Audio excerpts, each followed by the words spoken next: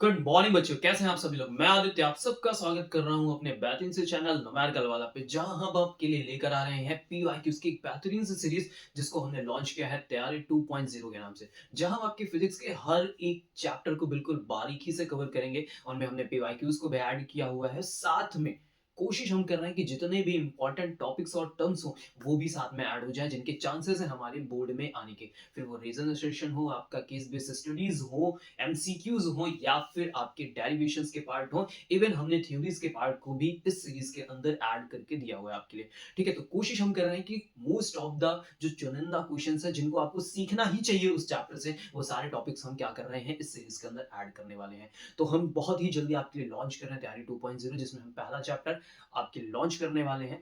तो मिलते हैं अपनी फर्स्ट वीडियो में इलेक्ट्रोस्टैटिक चार्जेस एंड फील्ड्स के अंदर। Let's get started.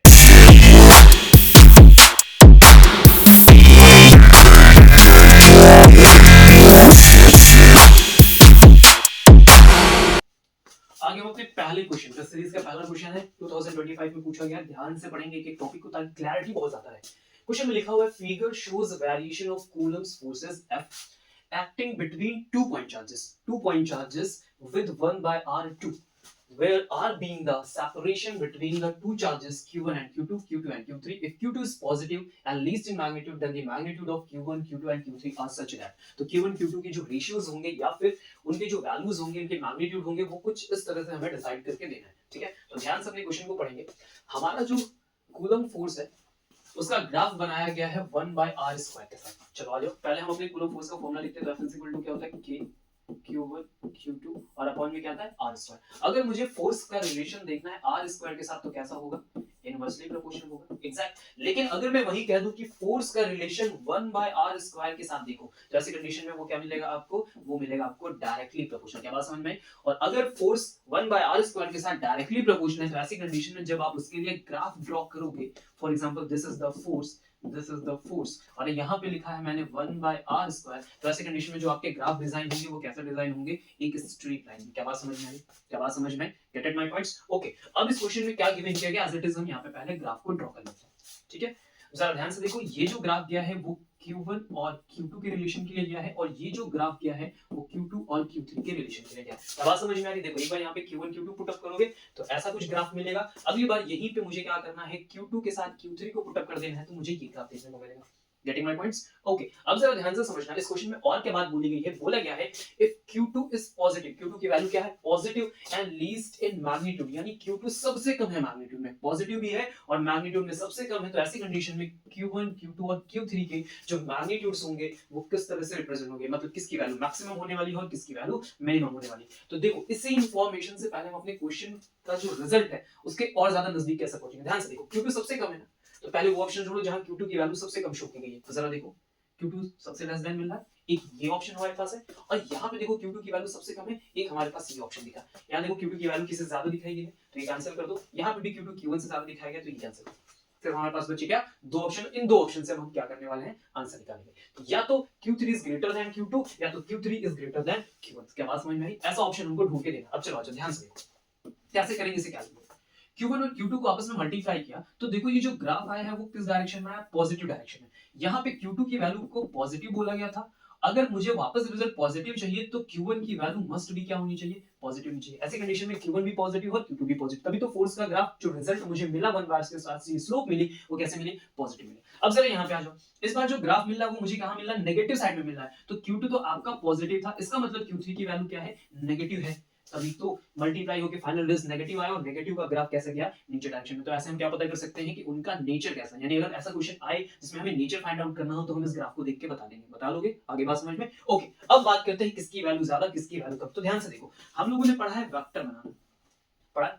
अगर मैं बोलूं this is the vector A, तो इस वेक्टर ए में क्या क्या चीजें रिप्रेजेंट करते हैं, तो हम बात करते हैं ये हेड होता है, ये टेल होता है। हेड क्या रिप्रेजेंट करता है, डायरेक्शन को रिप्रेजेंट करता है, और जो उसके साथ में ये बचा हुआ पार्ट होता है ये क्या रिप्रेजेंट करता है, तो हमने कहा था ये क्या रिप्रेजेंट करेगा, मैग्नीट्यूड को रिप्रेजेंट करेगा। क्या रिप्रेजेंट करेगा, मैग्नीट्यूड को रिप्रेजेंट करेगा। तो अब जरा ध्यान से देखो, इस ग्राफ में, इस ग्राफ में और इस ग्राफ में आपको किसका मैग्नीट्यूड ज्यादा दिखाई दे रहा है, ऑब्वियस सी बात है इस ग्राफ का। इसका मतलब Q2 और Q3 मल्टीप्लाई होते तो ज्यादा रिजल्ट प्रोड्यूस करते हैं वहीं पे Q1 और Q2 मल्टीप्लाई होते हैं तो कम रिजल्ट प्रोड्यूस करते हैं, और जबकि दोनों जगह Q2 कॉमन है तो कौन सी वैल्यू ज्यादा आ रही है, Q3 की वैल्यू ज्यादा है, क्योंकि मैग्नीट्यूड इसका क्या है ज्यादा। तो Q3 का जो रिजल्ट है वो Q1 से ज्यादा आना चाहिए, तो कौन सा ऑप्शन देखो यहाँ पे Q3 is greater than Q1 is greater than Q2, तो ऑप्शन नंबर हम डी के साथ जाएंगे। आगे मेरी बात समझ में, get it, are you getting my points? Q3 की वैल्यू किससे ज्यादा है, Q1 से ज्यादा है, और फिर Q1 की वैल्यू किससे ज्यादा है, Q2 से ज्यादा है। तो चलते हैं अपने नेक्स्ट पार्ट में, आ रही है बात समझ में, गेट इट। चलो आज अगला क्वेश्चन देखते हैं क्या है, क्वेश्चन नंबर 2 ध्यान से पढ़ेंगे।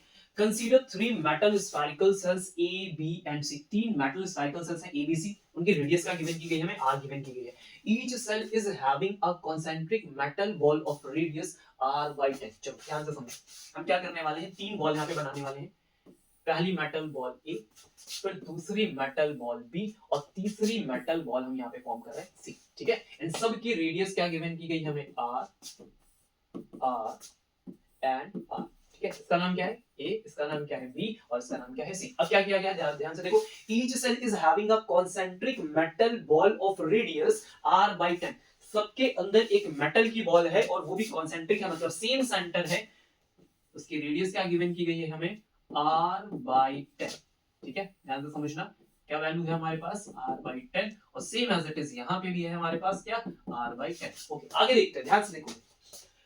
Spherical cells A, B and C are given charges plus 6Q minus 4Q and 14Q. A, B, C को क्या क्या चार्जेस गिवन किए गए हैं, तो चलो इनके चार्जेस को मेंशन किया जाए।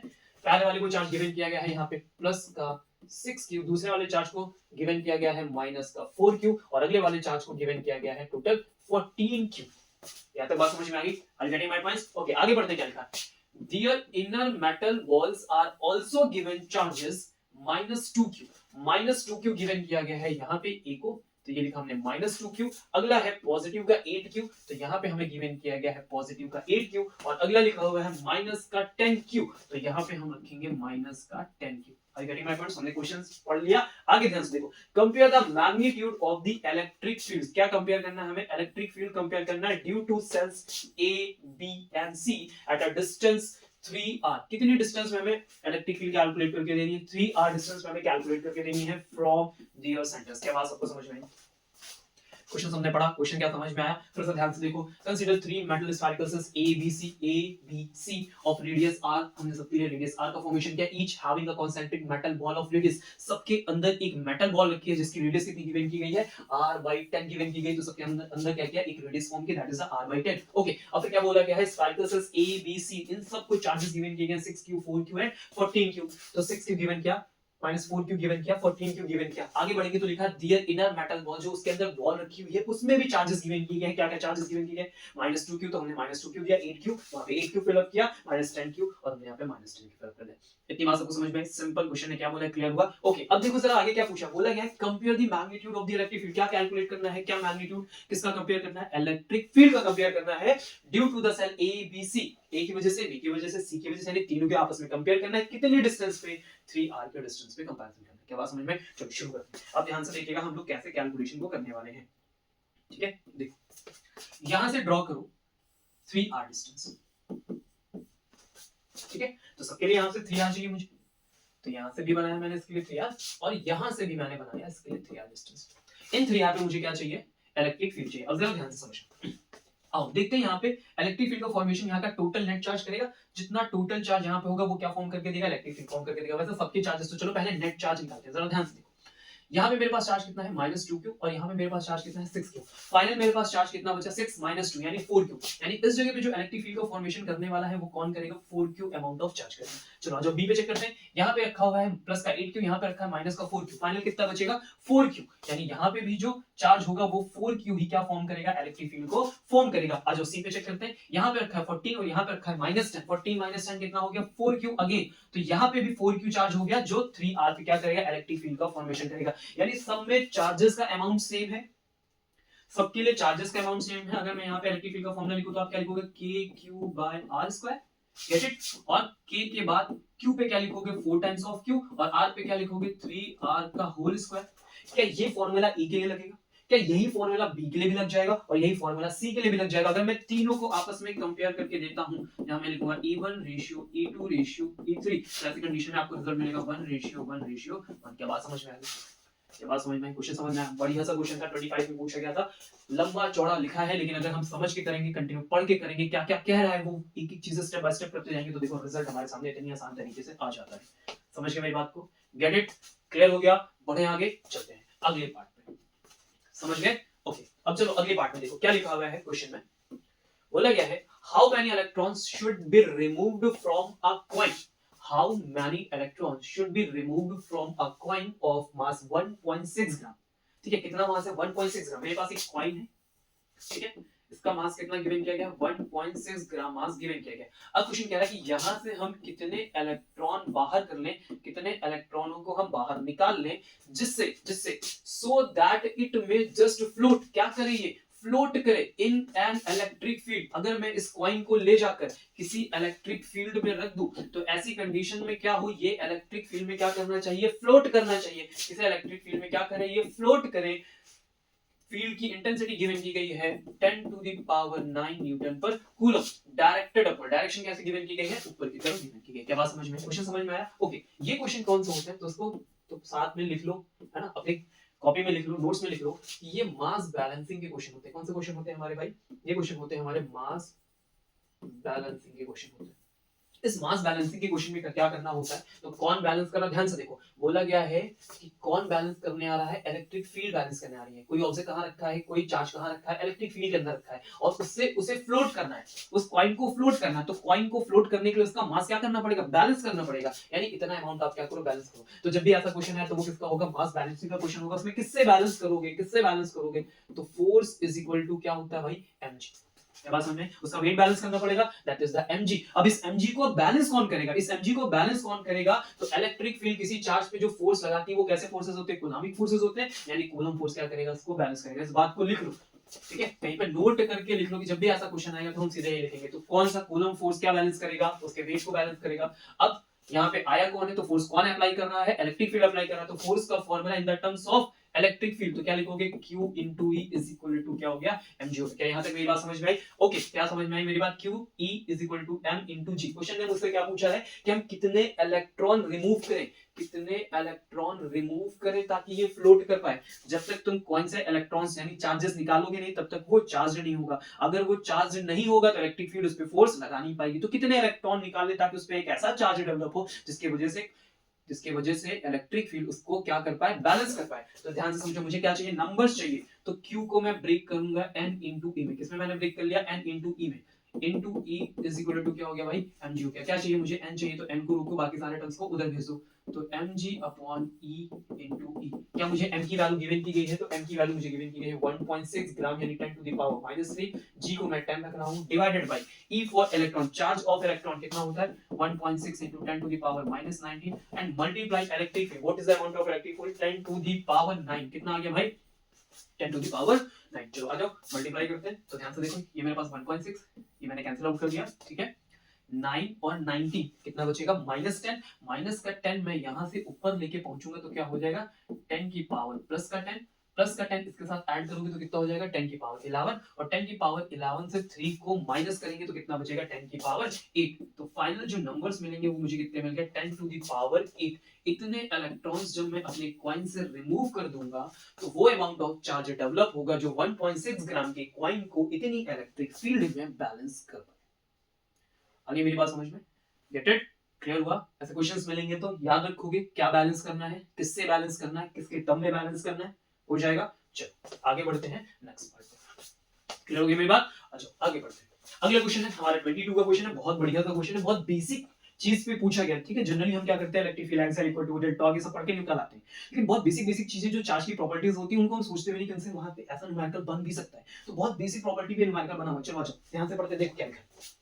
In an experiment, 3 microscopic latex spheres। latex spheres क्या होता है? latex एक रबड़ का फॉर्म होता है, तो उस रबड़ की 3 स्फीयर है, ठीक है, आर स्प्रेड इनटू, ठीक है, उनके ऊपर क्या किया गया? स्प्रे किया गया। 3 बॉल्स रखी हैं, उनके ऊपर क्या किया गया है? स्प्रे किया गया। कोई लैटेक्स बॉल्स है, ठीक है, उनके ऊपर क्या किया गया? स्प्रे किया गया है, ठीक है। ध्यान से देखो, इन अ चैम्बर एंड बिकेम चार्ज। किसी चैम्बर के अंदर 3 बॉल रखी थी, 1 2 और 3, इन तीनों पे क्या किया गया, स्प्रे किया गया। जब स्प्रे किया गया तो वो क्या हो गई, चार्ज हो गई। क्या क्या चार्जेस आए, एक पे चार्ज आया 3 टाइम्स ऑफ इलेक्ट्रॉन, एक पे आया 5 टाइम्स ऑफ इलेक्ट्रॉन, और एक पे चार्ज आया -3 टाइम्स ऑफ इलेक्ट्रॉन।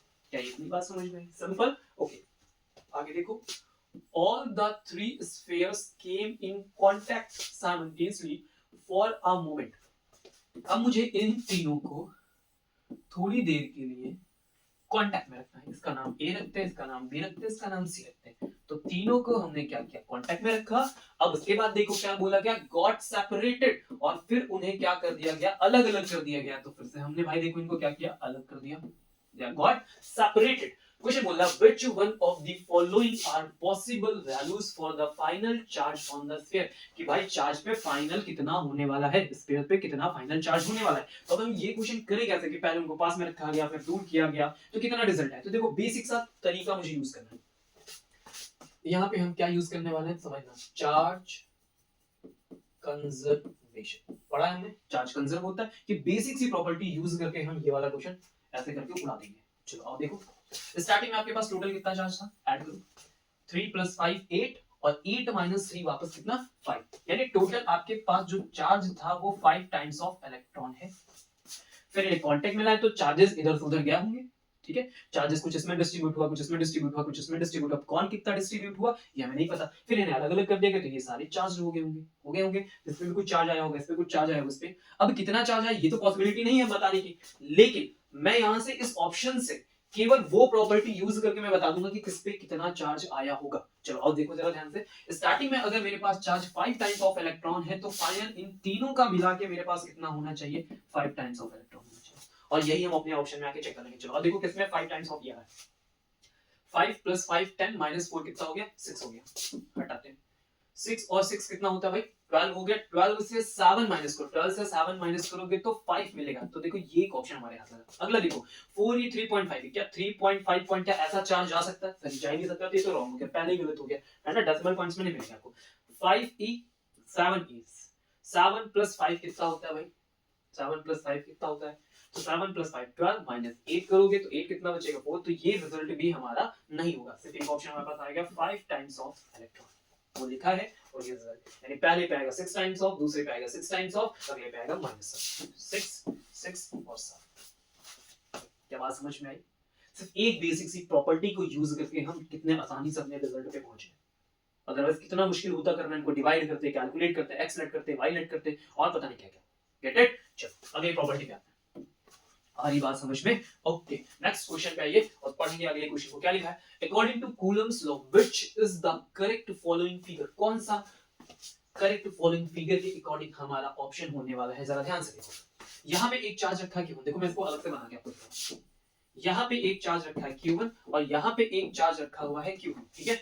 Q1 का जो Q2 पे फोर्स है दैट इज द F12, अगर आप यहाँ से देखोगे, और एक फोर्स ये रिप्रेजेंट किया गया है F21। इसका मतलब क्या हुआ, फोर्स ऑन वन बाई 2, ठीक है। पहले पे फोर्स 2 की वजह से, यानी 2 1 पे फोर्स लगा रहा है इस डायरेक्शन में, मतलब ये इसको क्या कर रहा है, अट्रैक्ट कर रहा है, ये इसको क्या कर रहा है, अट्रैक्ट कर रहा है। सेम वैसे यहाँ पे देखो F21, 2 पे जो फोर्स बाई 1 के थ्रू लगा है वो भी इस डायरेक्शन में लगा, मतलब 2 वाला भी, 2 वाले को 1 वाला क्या कर रहा है, अपनी तरफ अट्रैक्ट कर रहा है। और अट्रैक्शन कब पॉसिबल है, जब दोनों चार्जेस के बीच में क्या हो सर, दोनों के बीच में क्या हो, नेचर अपोजिट हो, मतलब एक होना चाहिए पॉजिटिव और एक होना चाहिए नेगेटिव।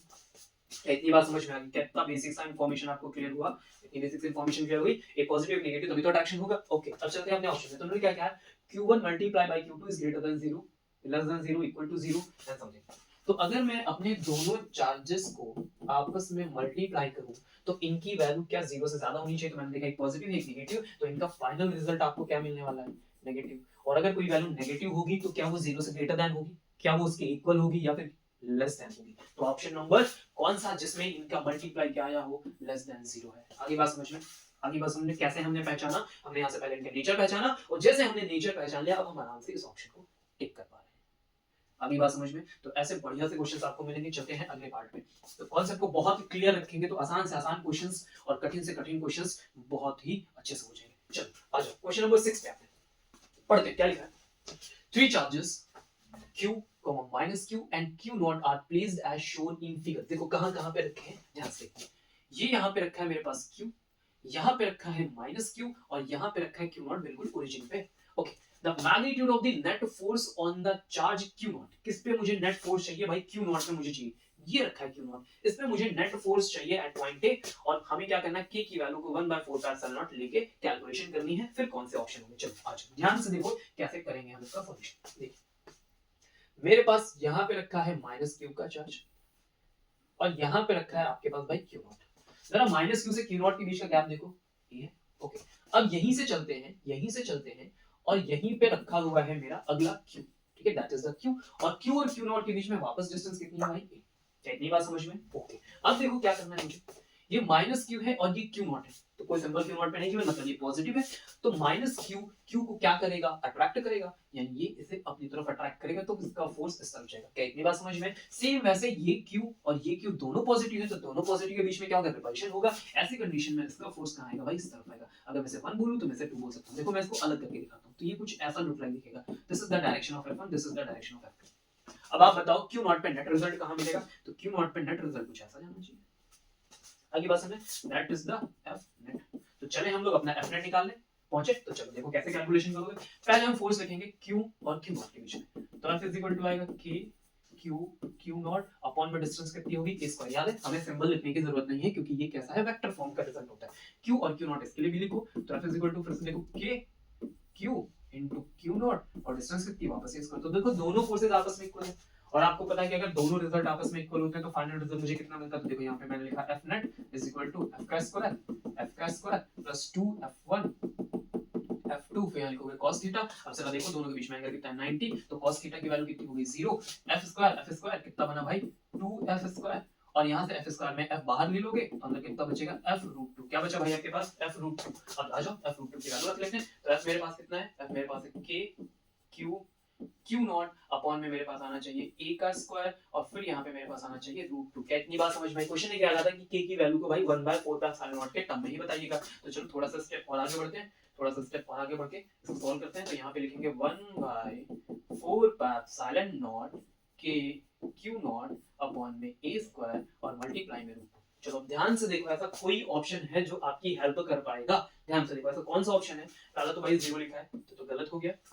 रूट 2 जरा देखो यहाँ पे मल्टीप्लाई में मिल रहा है, रूट 2 मल्टीप्लाई में है, रूट 2 के साथ इन्होंने देखो यहाँ पे k गिवन किया गया है। अच्छा k को 1/4 बोला गया है लेकिन रखा नहीं गया है, तो चलो ठीक है, तो इसको फिर हम भी नहीं रखेंगे ताकि हम अपने ऑप्शन को अच्छे से मैच कर पाए। ये लिखा है यहाँ पे k मल्टीप्लाई में, तो देखो ये यहाँ पे k मल्टीप्लाई में है सर, q नॉट मल्टीप्लाई में है सर, अपॉन में देखो a स्क्वायर लिखा है, हाँ सर है। Option number C. देखो यहाँ पे 2 लिखा हुआ है, रूट 2 होना चाहिए, यहाँ पे अपॉन में रूट 2 है, तो ये भी रॉन्ग हो गया और ये भी रॉन्ग हो गया। ऑप्शन नंबर सी के साथ जाएंगे। दैट इट, सिंपल सा क्वेश्चन था। वेक्टर का मैग्नीट्यूड निकालना, दो वेक्टर्स गिवन की गए, दोनों के बीच का रिजल्टेंट चाहिए। ठीक है, तो हमने रिजल्टेंट कैसे निकाला, डायरेक्शंस देखी, रिजल्ट डिसाइड किया, वैल्यू पुट अप किया और आंसर। चलो आगे बढ़ो, नेक्स्ट क्वेश्चन पे आएंगे, ध्यान से देखो क्या है अगला question. What is the effect on radius of a soap bubble if negative charge given to it.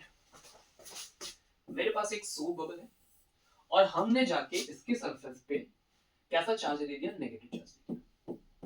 ठीक है, ये देखो ऐसे ले जाके नेगेटिव चार्ज। अब आप बताओ नेगेटिव चार्जेस के बीच में क्या होता है, रिपल्शन होता है। अगर चार्जेस के बीच में रिपल्शन होगा तो ये इसे दूर करने की कोशिश करेंगे। सेम एज इट इज सारे चार्जेस एक दूसरे को रिपेल करने की कोशिश करेंगे, और जब वो रिपल्शन करने की कोशिश करेंगे तो हमने भाई कोई मेटल का स्फीयर सॉलिड नहीं लिया है, हमने एक सिंपल सी सोप बबल ली है, ठीक है, जो आराम से क्या है इलास्टिसिटी शो कर सकती है। आई बात समझ में। तो जब इन चार्जेस के बीच में रिपल्शन बढ़ना शुरू होगा तो वो एक दूसरे को दूर करने की कोशिश करेंगे। ऐसी कंडीशन में सोप बबल पे अगर कोई इफेक्ट आएगा तो उसकी रेडियस क्या हो सकती है, इंक्रीज हो सकती है। क्वेश्चन पूछा ना क्या इफेक्ट आएगा रेडियस पे, क्या इफेक्ट आएगा रेडियस पे, तो सिंपल सी बात है सर, इसकी जो रेडियस है वो पहले से क्या हो जाएगी, ज्यादा हो जाएगी। सिंपल सी बात है, चार्जेस रिपेल कर रहे हैं, दूर होंगे। अगर इसमें पूरा पॉजिटिव दिया होता तब भी आंसर क्या था, तब भी वो क्या होता है, इंक्रीज होता है। तो सिंपल सा आंसर क्या लिखोगे भाई, इंक्रीज हो जाएगी। Get it. चलो अगले क्वेश्चन पे, बहुत इंपॉर्टेंट था ये, बेसिक सा था, छोटा सा था पर इंपॉर्टेंट था। अब अगले क्वेश्चन पे, क्वेश्चन नंबर चलते हैं 8 पे। तो देखेंगे क्वेश्चन नंबर 8 में क्या है हमारे पास।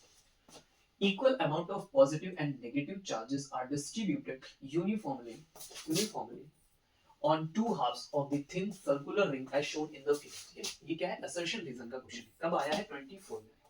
ओके, तो इंपॉर्टेंट है, ध्यान से देखो।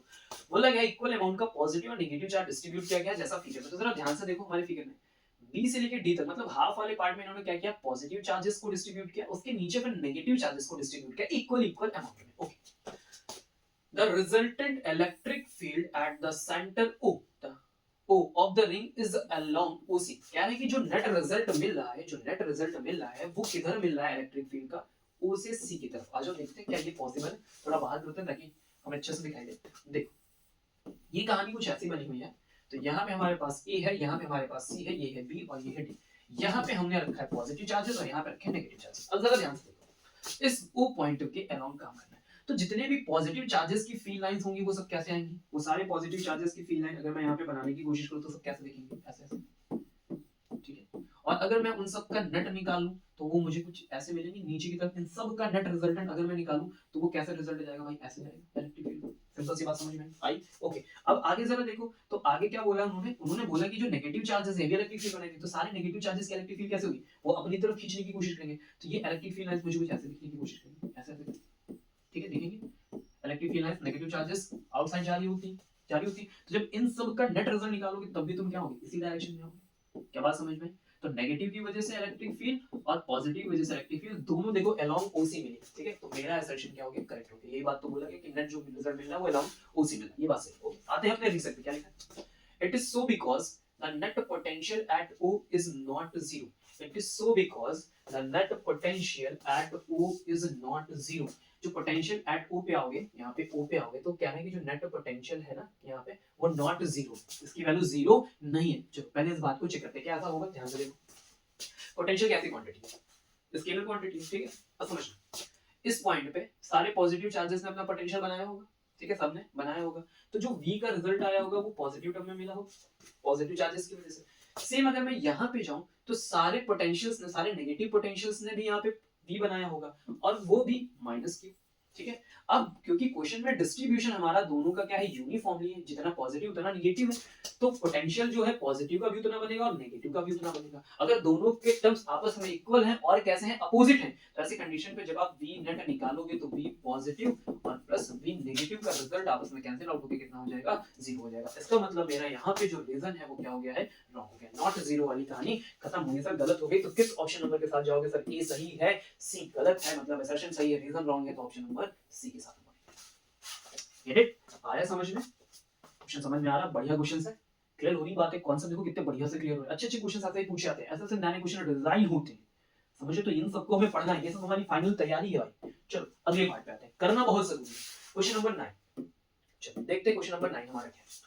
Two identical point charges are placed at the two vertices A and B of an equilateral triangle of side N.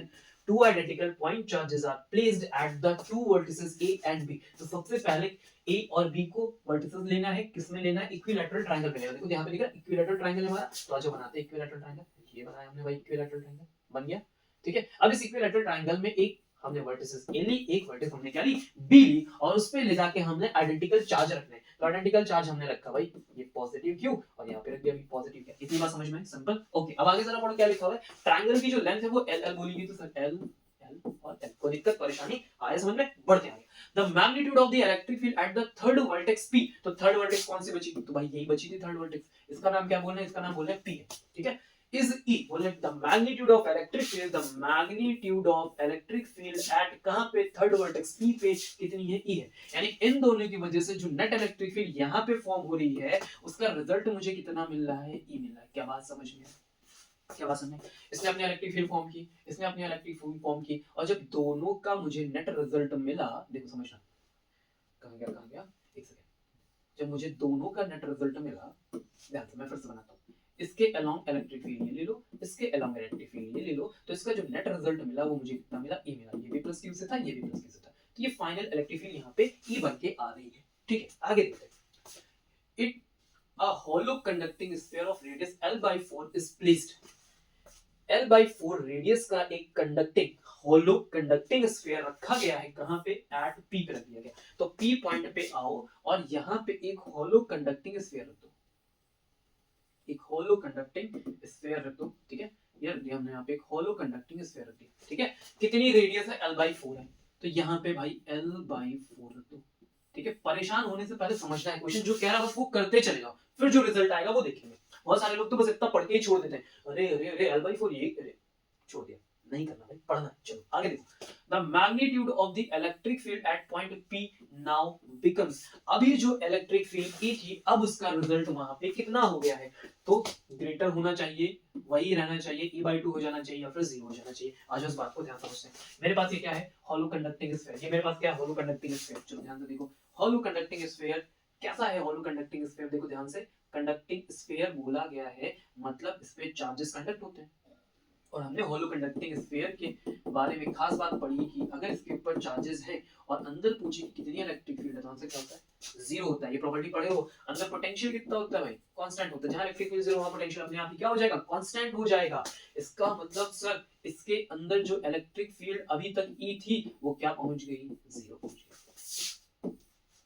Simple C property, conducting spheres के अंदर इलेक्ट्रिक फील्ड का रिजल्ट 0 होता है, जैसे लाके रखा, सारी कहानी फिनिश होगी, सिंपल, हमारे पास आंसर आ गया। इतना कठिन लिखा हुआ था और सॉल्यूशन इतना सा था, आई बात समझ में। चलो आगे बढ़ते हैं, नेक्स्ट पार्ट पे आते हैं। ठीक है, तो ऐसे ही क्वेश्चंस मिलेंगे, पढ़ना पड़ेगा, बस पढ़ना पड़ेगा, ध्यान देना पड़ेगा, अपने आप ही रिजल्ट हमारे पास होगा। ओके, क्वेश्चन नंबर 10 में आगे पेन को थोड़ा डाक लेते हैं। ओके चलो पढ़ते हैं। An infinitely long positive charged straight wire has a linear charge density lambda. क्या है लीनियर चार्ज डेंसिटी लैम्डा, एक हमारे पास बढ़िया से एक वायर लो और ये कैसा चार्ज है भाई, पॉजिटिवली चार्ज है, इस पे डेंसिटी क्या गिवन की गई है, तो इन्होंने डेंसिटी हमें लैम्डा गिवन कर दी। आगे बढ़ते हैं, an electron is revolving in the circle with the constant speed, एक इलेक्ट्रॉन रिवॉल्व कर रहा है कांस्टेंट स्पीड के साथ, किसमें, इन अ सर्किल, आगे v स्पीड से, such that the wire passes through the center, कुछ ऐसा कि वायर जो है वो उसके सेंटर से पास करे। एक इलेक्ट्रॉन है ऐसा गोल गोल सा सर्किल में से रिवॉल्व कर रहा है, तो जो उसका सेंटर बन रहा है वो कुछ ऐसा बन रहा है कि वहां से वायर पास कर रहा है। ठीक है, तो ये जो मैंने लिया है इसके अबाउट आप क्या करो, एक सर्किल बना दो और उस सर्किल का सेंटर यहाँ पे रख दो, दैट इज द सी। और यहाँ पे कौन घूम रहा है भाई, एक इलेक्ट्रॉन घूम रहा है, किस स्पीड के साथ घूम रहा है, तो इलेक्ट्रॉन घूम रहा है कांस्टेंट स्पीड v से। कितनी बात समझ में, मान लेते हैं कोई रेडियस का फॉर्मेशन कर रहा हो तो वो रेडियस हमने r लेट कर ली। ठीक है, आगे जरा देखो, and is perpendicular, अच्छा इसमें दिखेगा नहीं, and is perpendicular to the plane of the circle, centre से पास करे, सेंटर से पास करे और प्लेन के परपेंडिकुलर हो। ये क्यों बता दिया, देखो भाई आप ऐसा भी तो कर सकते थे, ऐसा सर्किल बनाते और सेंटर से पास करने के लिए वायर को ऐसा रख देते, तब भी तो सेंटर से ही पास होता है ना। तो उन्होंने क्लियर किया कि भाई ऐसे नहीं पास करना, बिल्कुल परपेंडिकुलर पास करना है, तो ऐसे ऐसे परपेंडिकुलर। ठीक है, आगे देखो क्या बताना है मुझे वो, find the kinetic energy of the electron in the terms of magnitude of its charge, charge मतलब q, and linear density का मतलब लैम्डा। मुझे काइनेटिक एनर्जी निकाल के दो, किसकी, इलेक्ट्रॉन की, किसके टर्म में, चार्ज और लैम्डा के टर्म में। क्या बात समझ में आई, क्या क्वेश्चन समझ में आया। चलो आज शुरू करते हैं, ध्यान से देखो, एक इलेक्ट्रॉन है चार्ज की चारों तरफ से रिवॉल्व कर रहा है, किसी कांस्टेंट स्पीड v से रिवॉल्व कर रहा है, और अब मुझे इसके लिए क्या चाहिए, काइनेटिक एनर्जी चाहिए। चलो अब ये बात समझना, काइनेटिक एनर्जी का फॉर्मूला क्या होता है, जरा बोलो, काइनेटिक एनर्जी का फॉर्मूला क्या होता है, तो काइनेटिक एनर्जी का फॉर्मूला होता है हाफ mv², ये मुझे कैलकुलेट करके देना। ठीक है, अब हम लोग चलेंगे अपने कॉन्सेप्ट पे, जिस पे हम बात करते हैं। कॉन्सेप्ट क्या, जरा ध्यान से समझना। ठीक है, ओके, कॉन्सेप्ट को हम लोग समझेंगे। ठीक है, ध्यान से देखो क्या है कॉन्सेप्ट। ये जो इलेक्ट्रॉन है इसके चारों तरफ रिवॉल्व क्यों कर रहा है, कोई प्लैनेट सन के चारों तरफ रिवॉल्व क्यों कर रहा है, क्योंकि ग्रेविटेशनल फोर्स काम करता है। वैसे ही ये इलेक्ट्रॉन इसके चारों तरफ रिवॉल्व क्यों कर रहा है, क्योंकि कोई ना कोई फोर्स काम कर रहा है, तभी तो, अदरवाइज इसके चारों तरफ रिवॉल्व करे क्यों, बिकॉज ऑफ अट्रैक्शन।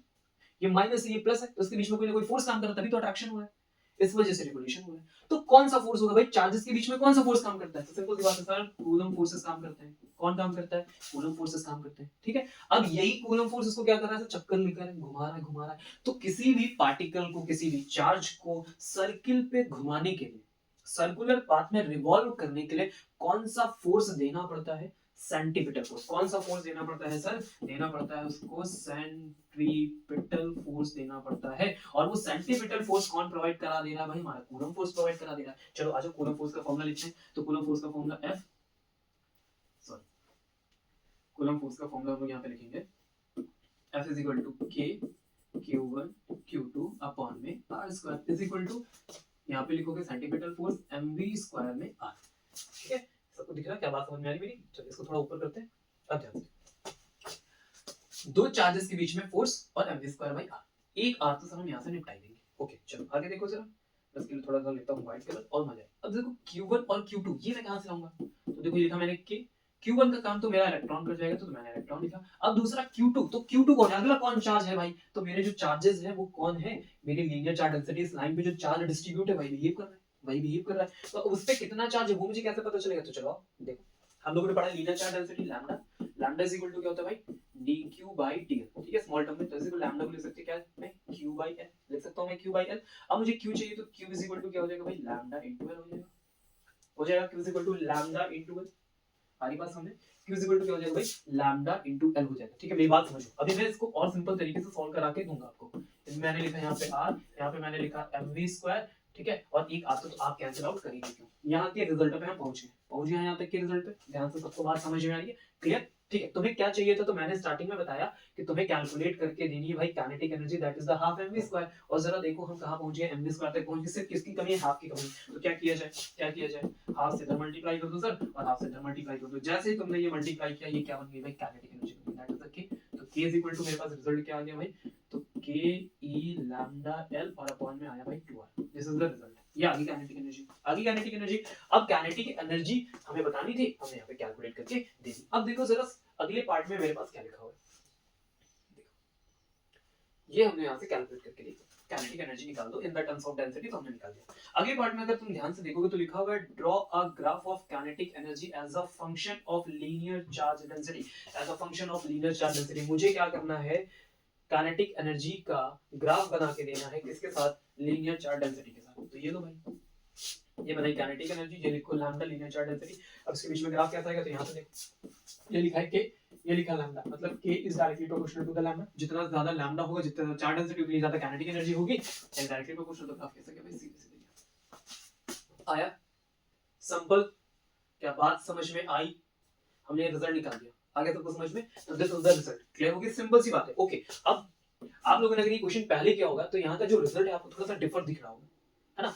कभी कभी क्या होता है कि यही क्वेश्चन गिवन करते हैं हमें, वो सेम यही क्वेश्चन गिवन करते हैं और एक वैल्यू दे देते हैं कि देखो यही वैल्यू आनी चाहिए, ठीक है, वो वैल्यू आनी चाहिए। तो देखो वो जरा हम कैसे निकालेंगे, तो इसी टाइम पे बस एक स्टेप को थोड़ा सा चेंज करेंगे, पूरी कहानी में बदलाव हो जाएगा। देखो जरा, मैंने आपको क्या सिखाया कि कूलम फोर्सेस ही होते हैं क्या प्रोवाइड करने के लिए, सेंटीमीटर फोर्स प्रोवाइड करने के लिए होते हैं। तो जो कूलम फोर्स में हमने F = K Q1 Q2 रखा है, ये ना रख के हम दूसरा काम क्या कर सकते हैं, दूसरा काम क्या कर सकते हैं, तो आप लोगों ने पढ़ा होगा, आप लोगों ने पढ़ा होगा कि गॉस थ्योरम में, गॉस थ्योरम के एप्लीकेशन में, कि अगर कोई लीनियर चार्ज डेंसिटी है और उसकी वजह से किसी पॉइंट पे इलेक्ट्रिक फील्ड निकाली जाए, r डिस्टेंस पर इलेक्ट्रिक फील्ड निकाली जाए, तो याद है आप लोगों ने फॉर्मूला निकाला था, तो E = क्या निकल गया था, लैम्डा अपॉन में 2 पाई एप्सिलॉन नॉट r, निकाल के रखा है हम लोगों ने, निकाल के रखा है हम लोगों ने। तो ये अगर इलेक्ट्रिक फील्ड अपने चारों तरफ फॉर्म कर रहा है, तो वही इलेक्ट्रिक फील्ड तो उस पे फोर्स लगा रही है, वही इलेक्ट्रिक फील्ड तो फोर्स लगा रही, हमें तो बस फोर्स बताना, तो फोर्स लगाता कौन है भाई, चार्जेस से बनी हुई इलेक्ट्रिक फील्ड फोर्स लगाती है।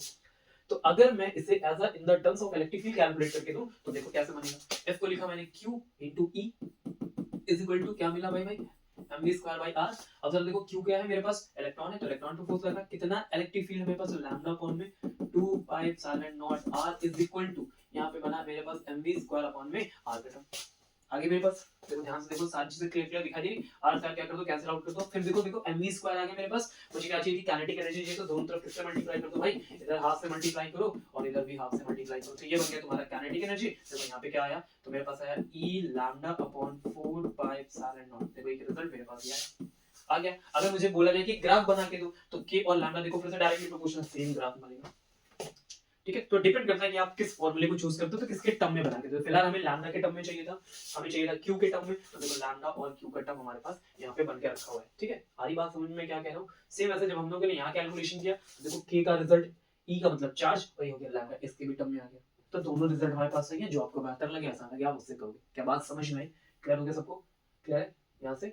तो ये तरीका हमने सॉल्व किया है, आप इसको जस्ट देख लो, नोट कर लो, ठीक है। जैसे हमने ये तरीका सॉल्व किया है, इसको भी देख लो, ये भी बढ़िया 2 लाइन में क्लियर होगी बात सबको। चलें अगले पार्ट पे, ओके। तो आगे अपने नेक्स्ट पार्ट पे क्वेश्चन नंबर 11 पे आ गए हैं। क्वेश्चन नंबर 2025, मतलब भर भर के 25 24 के क्वेश्चन से पढ़ते जाओ, ध्यान से समझते जाओ, ठीक है।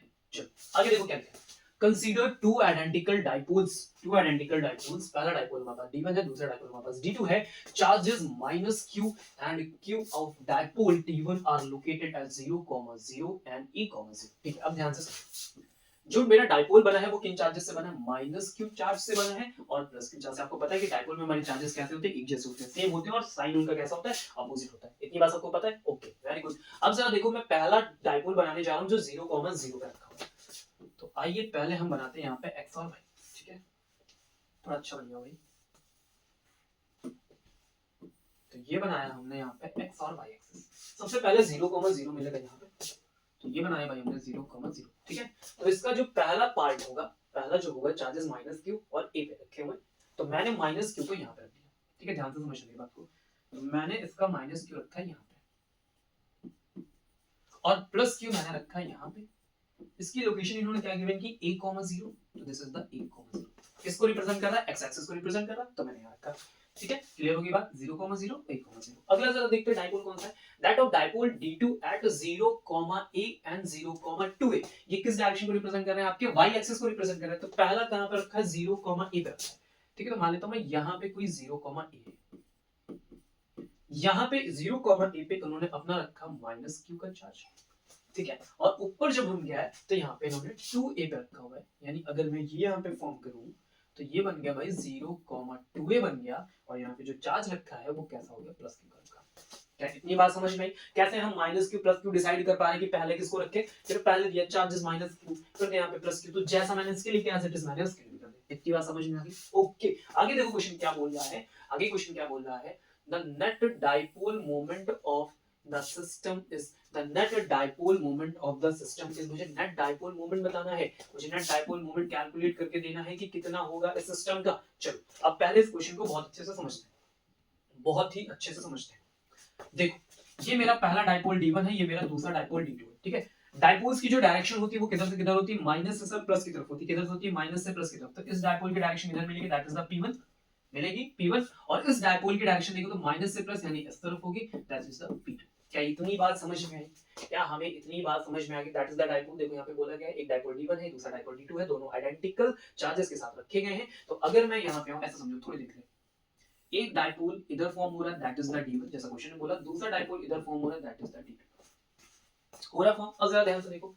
Minus Q plus Q, minus Q plus Q, दोनों के बीच का जरा गैप देखो तो कितना है, a। इन दोनों के बीच का गैप देखो तो जरा देखो, लिखा a से 2 है, यानी टोटल गैप कितना है, इतनी बात समझ में। यानी दोनों के चार्जेस सेम है, दोनों के बीच में डिस्टेंस का टर्म सेम है। अगर दोनों के टर्म सेम है सर, तो जो डाइपोल d1 और d2 है ये भी हमारे लिए आपस में क्या हो गए, आइडेंटिकल हो गए। इनका जो अमाउंट हो गया वो भी 2qa लिखते हैं, तो वैल्यूज हमारी क्या हो गई, सेम हो गई। चलो अब क्या चाहिए, नेट रिजल्ट चाहिए। तो ध्यान से देखो, डायरेक्शन, एक डायरेक्शन इधर जा रही है, एक डायरेक्शन इधर जा रही है, तो फाइनल रिजल्ट किधर जाएगा, इस तरफ जाएगा। That is the D net. D net निकालने का तरीका थोड़ी देर पहले मैंने आपको सिखाया है।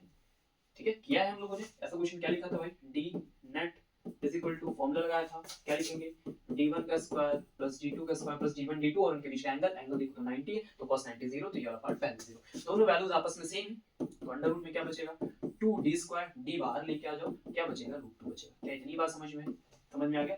तो मेरे पास आ गया भाई d net is equal to d√2। Okay, अब जो d की वैल्यू है, डाइपोल मोमेंट आप कैसे लिखते हो, तो हम लिखते हैं उनके बीच में चार्ज का अमाउंट। क्या लिखते हैं, एक चार्ज, तो देखो सर एक चार्ज, और फिर मल्टीप्लाई करते हैं उनके बीच के डिस्टेंस को, तो उसके बीच का डिस्टेंस सर कितनी है, a। आप लोगों ने तो रट के रखा होगा ना सर, p इक्वल टू क्या लिखेंगे, 2qa, ये रट के रखा है।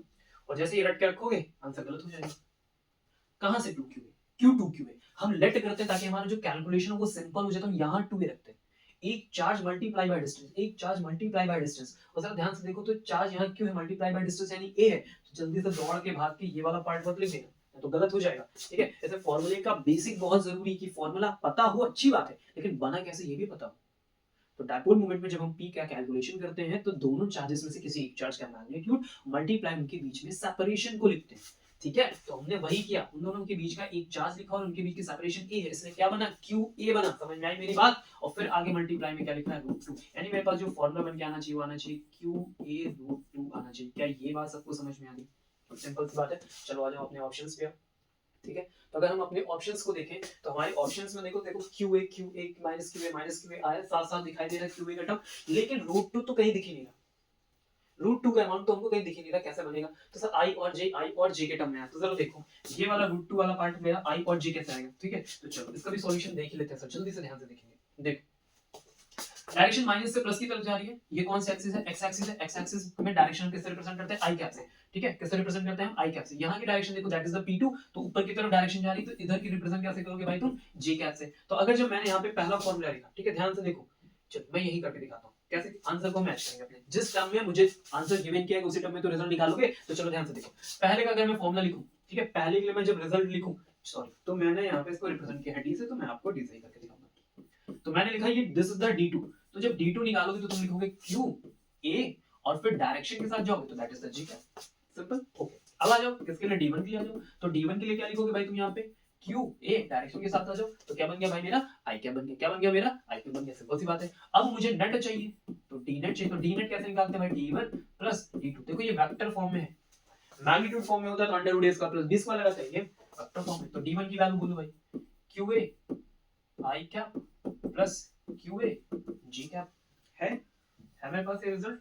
और चलो अब आगे देखो, अगला स्टेप, QA को क्या क्या कॉमन कर दिया, मेरे पास क्या बचा I cap plus G cap.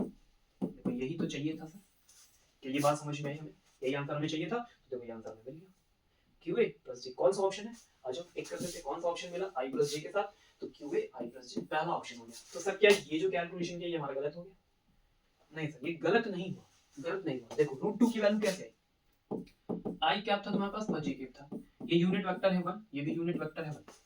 जब हमने सबका मैग्नीट्यूड, फाइनल मैग्नीट्यूड जब हमने कैलकुलेशन किया तभी तो तुम्हें √2 मिला। तो चलो 1 और 1 का निकालते हैं, ठीक है। तो √2 कहां से बना है मेरा, तो √2 बना भाई इस 1 से और इस 1 से, 1 प्लस 1 √2, ठीक है। तो ये 1 किसका हो गया, I कैप का, और ये किसका हो गया G कैप का। कितनी बात समझ में। अब समस्या कहां पे, जरा समझना, इस बात को भी समझना कि क्या यहां से हम एक्चुअल आंसर को प्रेडिक्ट कर सकते थे। तो प्रॉब्लम है सर एक्चुअल आंसर प्रेडिक्ट नहीं हो पाता। क्यों नहीं प्रेडिक्ट हो पाता, समझो बात को। देखो ये भी 1, ये भी 1, ये भी 1 और ये क्या होता है -1 होता है। ये मेरे पास देखो ये तो माइनस माइनस से आ रहे थे, मान लो प्रेडिक्ट भी कर ले जाते तो ये दो ऑप्शन हम कट कर देते, लेकिन इन दो में तो हम फंसते। क्यों फंसते जरा समझो, क्योंकि जब हम रिजल्ट निकालते हैं तो वहां पे लिखते हैं मैग्नीट्यूड का स्क्वायर, तो देखो 1 का स्क्वायर और यहां लिखते हैं -1 का स्क्वायर। इसका भी तो फाइनल रिजल्ट क्या जाता है, √2 ही जाता है, क्या जाता है, √2 ही जाता है ना। ऐसे कंडीशन में हम कैसे कंफर्म कर पाते हैं कि इनमें से कौन सा सही है। क्या बात समझ गए, क्लियर हुआ। तो सॉल्व करने का तरीका हमने देखा, पर हमने देखा कि हमारे ऑप्शंस कुछ इस टर्म में है, तो हमने क्या किया, अपने तरीके में थोड़ा सा चेंज किया और तुरंत अपने रिजल्ट तक हम पहुंचे। निराश नहीं हुए कि देखो मेरे में तो √2 आ रहा है, इसमें तो कोई ऑप्शन नहीं है, इसका मतलब कोई ऑप्शन होगा ही नहीं, फिर तो गलत हो गया, पता नहीं कौन सा करें, छोड़ दे, बेकार है, ये सब नहीं सोचा। हमने सोचा कि जो हमने किया है वो मेरे ऑप्शंस में नहीं है।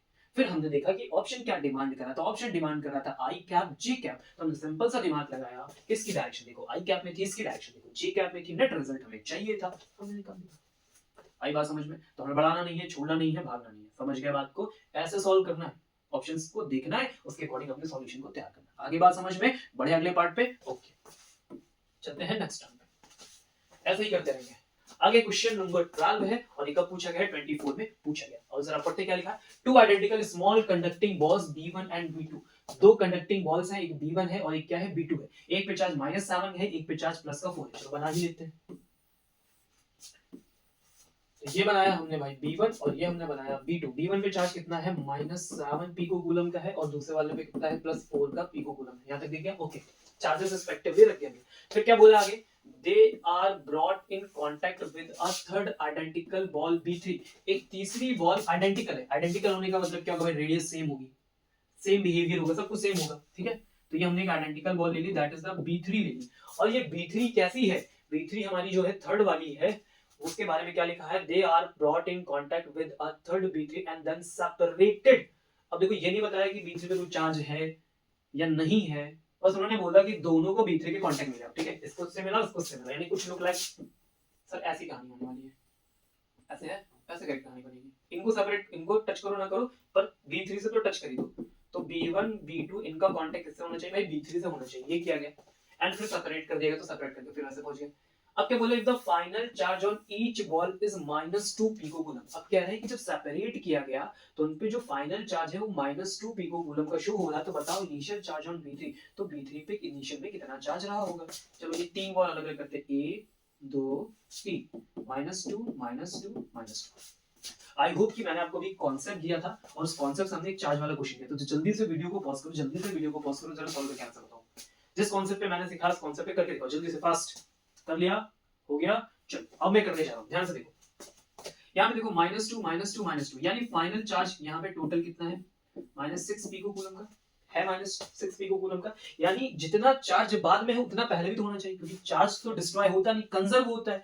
तो जब फाइनल सब पे -2 गया, यानी टोटल चार्ज -6, यानी इनिशियली भी -6 रहा होगा, क्योंकि चार्ज कंजर्वेशन ऐसा बोलता है। चलो अच्छा चार्ज कंजर्वेशन को हम लोग यूज करते हैं इसी के अंदर। तो देखो स्टार्टिंग में ए का पास -7, दूसरे के पास 4 और इसके पास नहीं पता तो उसका क्या लेट कर लो, x लेट कर लो। और this must be equal to the -6, this must be equal to the -6, -7 और -4 कितना हो गया भाई, -3 हो गया। -3 plus x is equal to -6, 3 उधर जाएगा तो ये 3 प्लस का हो जाएगा, -6 प्लस 3 इज इक्वल टू कितना हो गया, -3 पिकोकूलम। क्या रिजल्ट आ गया, -3। क्या आपका भी यही आंसर है? आगे बात समझ में, यानी B3 पे इनिशियली चार्ज कितना था, -3 पिकोकूलम। देखो चार्ज कंजर्वेशन से फिर से क्वेश्चन निपट गया, ठीक है, पढ़ा और सिंपल तरीके से सॉल्व हो गया। सिर्फ किससे, चार्ज कंजर्वेशन की प्रॉपर्टी पता होने से, वो दिमाग में रहने से, रखे रहो ऐसी प्रॉपर्टीज को, क्वेश्चन में यूज करना होता है, ठीक है। कैसे करें, कैसे कैसे करें, तो फिर देखो कि चार्जेस के बारे में बात हो रही है ना। ओके चलो बढ़ते हैं अगले पार्ट। नेक्स्ट क्वेश्चन नंबर 25 में पूछा गया था, ठीक है। हिम्मत बनाए रखो, जोश बनाए रखो, भागो नहीं, स्किप मत करो, छूट छोड़ के मत जाओ, बढ़ा बढ़ा के मत देखो, कंटिन्यू रहो, साथ में रहो, करते रहो, ताकि कॉन्सेप्ट क्लियर हो जाए। अभी तक जो नहीं पढ़ा, अब पढ़ने का मौका मिल रहा है, टाइम है नहीं, अब तो रगड़ना है। अब जितना ज्यादा मेहनत करोगे, जितने ज्यादा कॉन्सेप्ट एक्वायर करोगे, सब काम करने वाले हैं। समझ गए बात को? आ जाओ क्वेश्चन अगले पे आते हैं। A charge q is fixed in position, another charge small q is brought near charge q, ठीक है। तो कह रहे हैं एक चार्ज हमने q लिया और ये किसी पोजीशन पे फिक्स है, कर दो। Another charge small q लो और q के पास लेके आओ। तो यहाँ पे मैंने एक स्मॉल q चार्ज लिया और मैं इसके पास लेके जा रहा हूँ, ठीक है। तो फॉर एग्जांपल कि मैं यहाँ पे लेके आ गया, इतने यहाँ पे लेके आ गया, पास में यहाँ पे लाके रख दिया मैंने, ठीक है। ओके, फिर मैंने क्या किया, एंड रिलीज्ड फ्रॉम रेस्ट, यहाँ पे लेके आओ और इसकी वेलोसिटी तब तक कितनी हो जाए, 0 हो जाए, ऐसे लाके ऐसे रुके रहो। ओके, एक चार्ज यहाँ पे रखा है, ठीक है, ये भी पॉजिटिव ये भी पॉजिटिव, ऐसे लाके रखा है, ये पहले से रखा है, यहाँ पे लाके रखा हमने, ऐसे उठा के लाए, ऐसे रख दिए, पकड़े हैं इसको, इसकी वेलोसिटी कितनी हो, 0 यानी रेस्ट पे रहे। और फिर क्या करो, रिलीज करो। अगर जैसे रिलीज करोगे, तुम्हें पता है पॉजिटिव पॉजिटिव के बीच में क्या होगा, रिपल्शन होगा, यानी ये वाला चार्ज किधर भागेगा सर, इस तरफ वापस भागेगा। सिंपल सी बात है। ओके, भागेगा, बिल्कुल भागेगा सर। अब आगे देखो क्या लिखा है, which of the following graph is correct representation of the charge q, charge q का स्मॉल q की बात हो रही है, as the function of its distance r from charge capital, समझना, as a function of its distance, कौन सा distance, r distance from charge q, कौन सा q, कैपिटल q के साथ, ठीक है, कैपिटल क्यू के साथ हमको चाहिए इसका रिलेशन। ध्यान से क्वेश्चन फंक्शन समझ में। अब जरा अपने ग्राफ देखो, मुझे यहाँ पे ग्राफ करेक्ट कौन सा है वो देखना है, तो ध्यान से देखो पहले ग्राफ। ये r डिस्टेंस, ये a का मतलब क्या हो गया भाई, एक्सेलरेशन हो गया, यानी मुझे जो ग्राफ बनाना है वो एक्सेलरेशन वर्सेस r बनाना है। तो मेरे पास चार ऑप्शन है, अब जरा समझना, देखो कैसे करेंगे।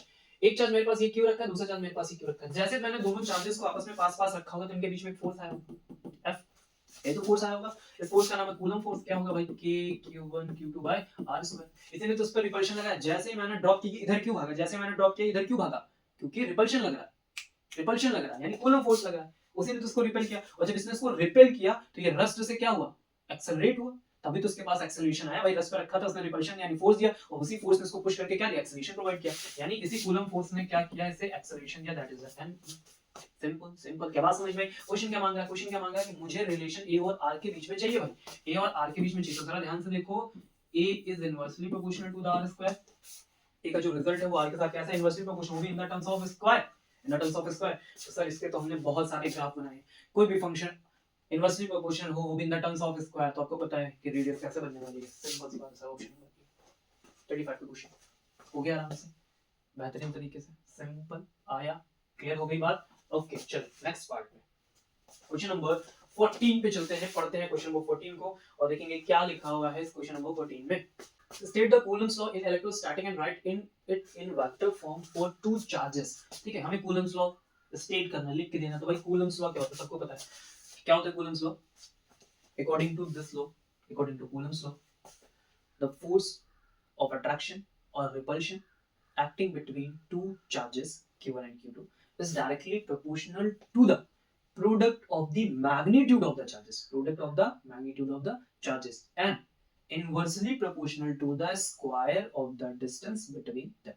ये सिंपल सा एक स्टेटमेंट होता है। अब इस स्टेटमेंट को मुझे वेक्टर फॉर्म में लिखना है। मान लो मुझे दो चार्जेस के लिए लिखना है, ठीक है, तो मैंने यहाँ चार्जेस लिखा q1, एक चार्ज लिखा मैंने q2, और इनके बीच में मैंने डिस्टेंस ले ली r, ठीक है। ये याद रखना है, centre to centre point charges के लिए हम लिखते हैं, ठीक है। तो जब मैं इसके लिए वेक्टर फॉर्म लिखूंगा, फॉर एग्जांपल ये 1 2, तो अगर मैं 1 से 2 की तरफ लिख रहा हूं तो मैं लिखूंगा यहाँ पे k q1 q2।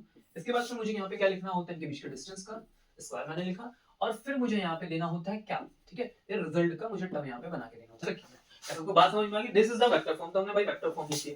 अगर आप दो इस चार्ज की तरफ से भी लिखोगे तो यहाँ पे रिजल्ट तुम्हारा F21 बन के आने लगेगा, ठीक है। फिर यहाँ पे लिखूंगा मैं K Q1 Q2 अपॉन फिर R स्क्वायर, फिर मैं रिजल्ट लिखूंगा यहाँ पे, ठीक है, R21 लिखूंगा ऐसे करके। फिर जब मैं R12 और R21 के बीच के लिए जाता हूँ, रिजल्ट फाइंड आउट करने जाता हूँ, तो मुझे पता चलता है कि इसकी डायरेक्शन और इसकी डायरेक्शन अपोजिट है। तो इससे क्या होता है कि दोनों के बीच में जो रिजल्ट आता है वो कैसा मिलता है, नेगेटिव मिलता है, ठीक है। आपने यहाँ पे किया होगा ना F12 vector is equal to -2 of in the terms of magnitude हमने लिखा होगा, ठीक है। फिलहाल ये नहीं पूछा होगा, समझे तक देना, मेरी बात खत्म हो गई, ठीक है, ओके। यहाँ तक आ गए। अगर अपने सेकंड पार्ट को जरा पढ़ते हैं ध्यान से देखो। Gauss law is based on the inverse square dependence on the type distance contained the Coulomb's law, ठीक है, यहाँ पे P है, contains the Coulomb's law explain, इस बात को explain करना, ठीक है। अब मेरी इस बात को समझना, मैं से इरेजर यहाँ पे करता हूँ ताकि हमसे कर पाए। ये तो पहला सिंपल था, ठीक है। अब कह रहा है कि जो गॉस लॉ बेस्ड है ना वो यूनिवर्स स्क्वायर डिपेंडेंस वाली बात है। तो समझो, देखो क्या कहता है गॉस लॉ, समझो।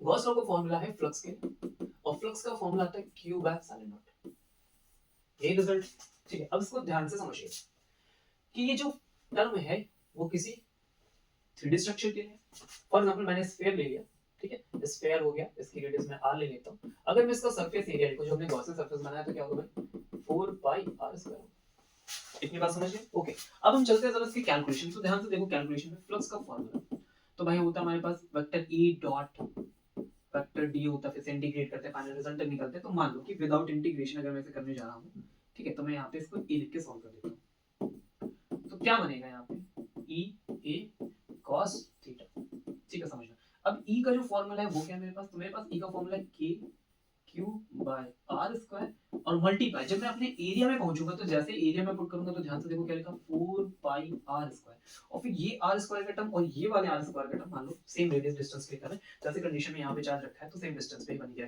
तो आर और आपस में क्या हो गए, कैंसिल आउट बन गए। और जैसे ये कैंसिल आउट हुए, समझना मेरी बात को, जैसे ये कैंसिल आउट हुए मेरा फाइनल रिजल्ट वापस कहां पहुंच गया, यहाँ पे पहुंचे।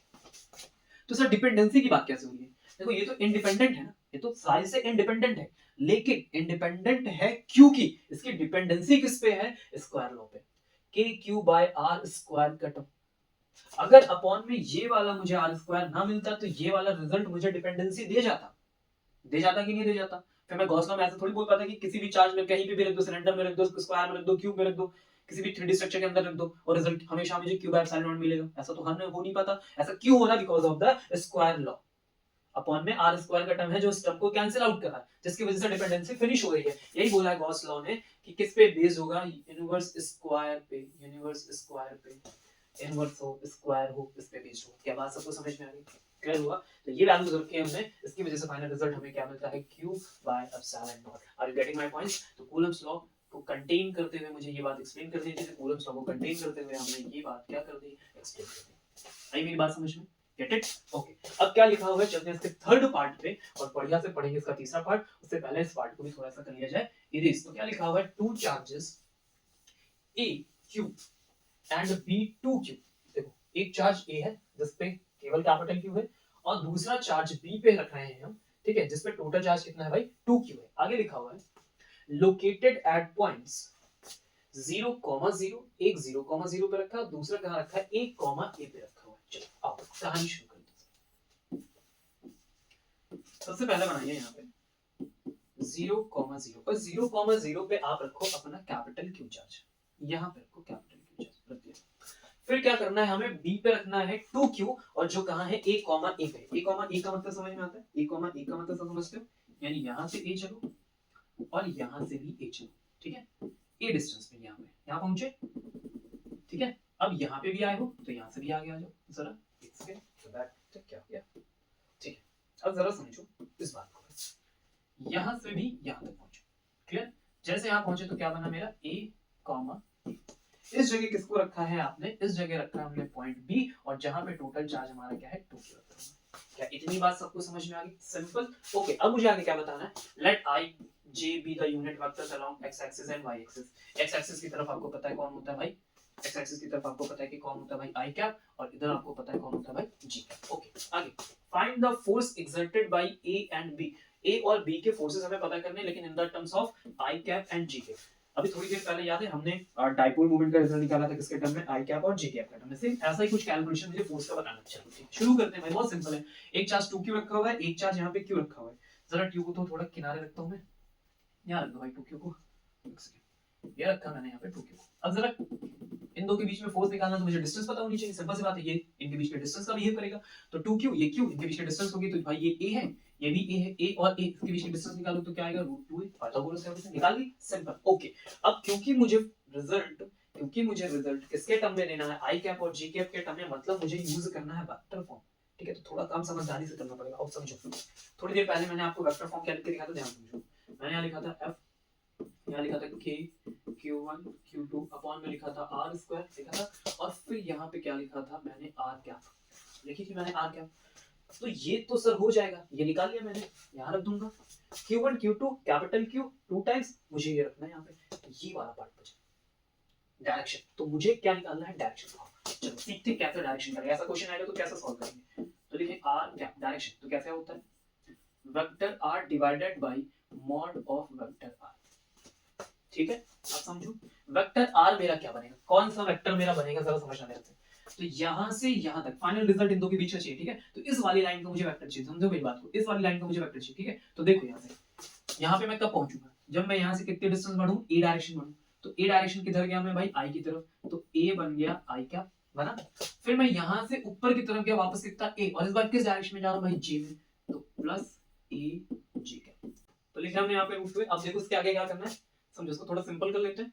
सिंपल करें तो मैं क्या कर रहा हूँ सर, इसको अलग अलग करके लिख रहा हूँ। ठीक है, a कैप अपॉन में लिखो भाई √2a, प्लस फिर मैंने यहाँ पे लिखा a, वेक्टर में लिखा मैंने भाई j कैप अपॉन में क्या लिखा आप √2a। ठीक है, अब जरा देखो क्या आएगा यहाँ पे, a से कैंसिल आउट कर देंगे तो मेरे पास बचेगा i कैप अपॉन में √2 प्लस j कैप अपॉन में क्या बचेगा मेरे पास √2। ठीक है, तो ये फाइनल हमने क्या निकाली, r कैप की डायरेक्शन निकाली। आगे बात करना, डायरेक्शन को पता चल गई। अब क्या करना है सर, सिंपल क्या करना, बहुत सिंपल तरीके से सॉल्यूशन करना है। आ जाओ करते हैं, लिखा जाए फॉर्मूला। अब फॉर्मूला लिखो फोर्स का, F इक्वल टू क्या होता है भाई, k q1 q2 अपॉन में क्या चाहिए r स्क्वायर, और यहाँ चाहिए क्या चाहिए, डायरेक्शन। ओके, चलो आ जाओ, ये लिखा मैंने k, क्योंकि q1 की वैल्यू भाई थी कैपिटल Q, दूसरा क्या था भाई हमारा 2 टाइम्स ऑफ q, और अपॉन में चाहिए तो मुझे r स्क्वायर, तो r स्क्वायर हमने निकाला था √2a, और इसका क्या कर दिया होल स्क्वायर, फिर मल्टीप्लाई में r कैप है, इसकी वैल्यू लाके पुट अप करो, तो मेरे पास यहाँ पे लिखा भाई i कैप अपॉन में √2, और फिर मेरे पास यहाँ लिखा j कैप और अपॉन में क्या लिखा √2। ठीक है, चलो आ जाओ और इसको सिंपल करते हैं, तो भाई मेरे पास ये बन गया 2k स्क्वायर अपॉन में 2a का स्क्वायर मल्टीप्लाई, अब जरा देखो यहाँ पे √2 सर इसको बाहर ले आओ,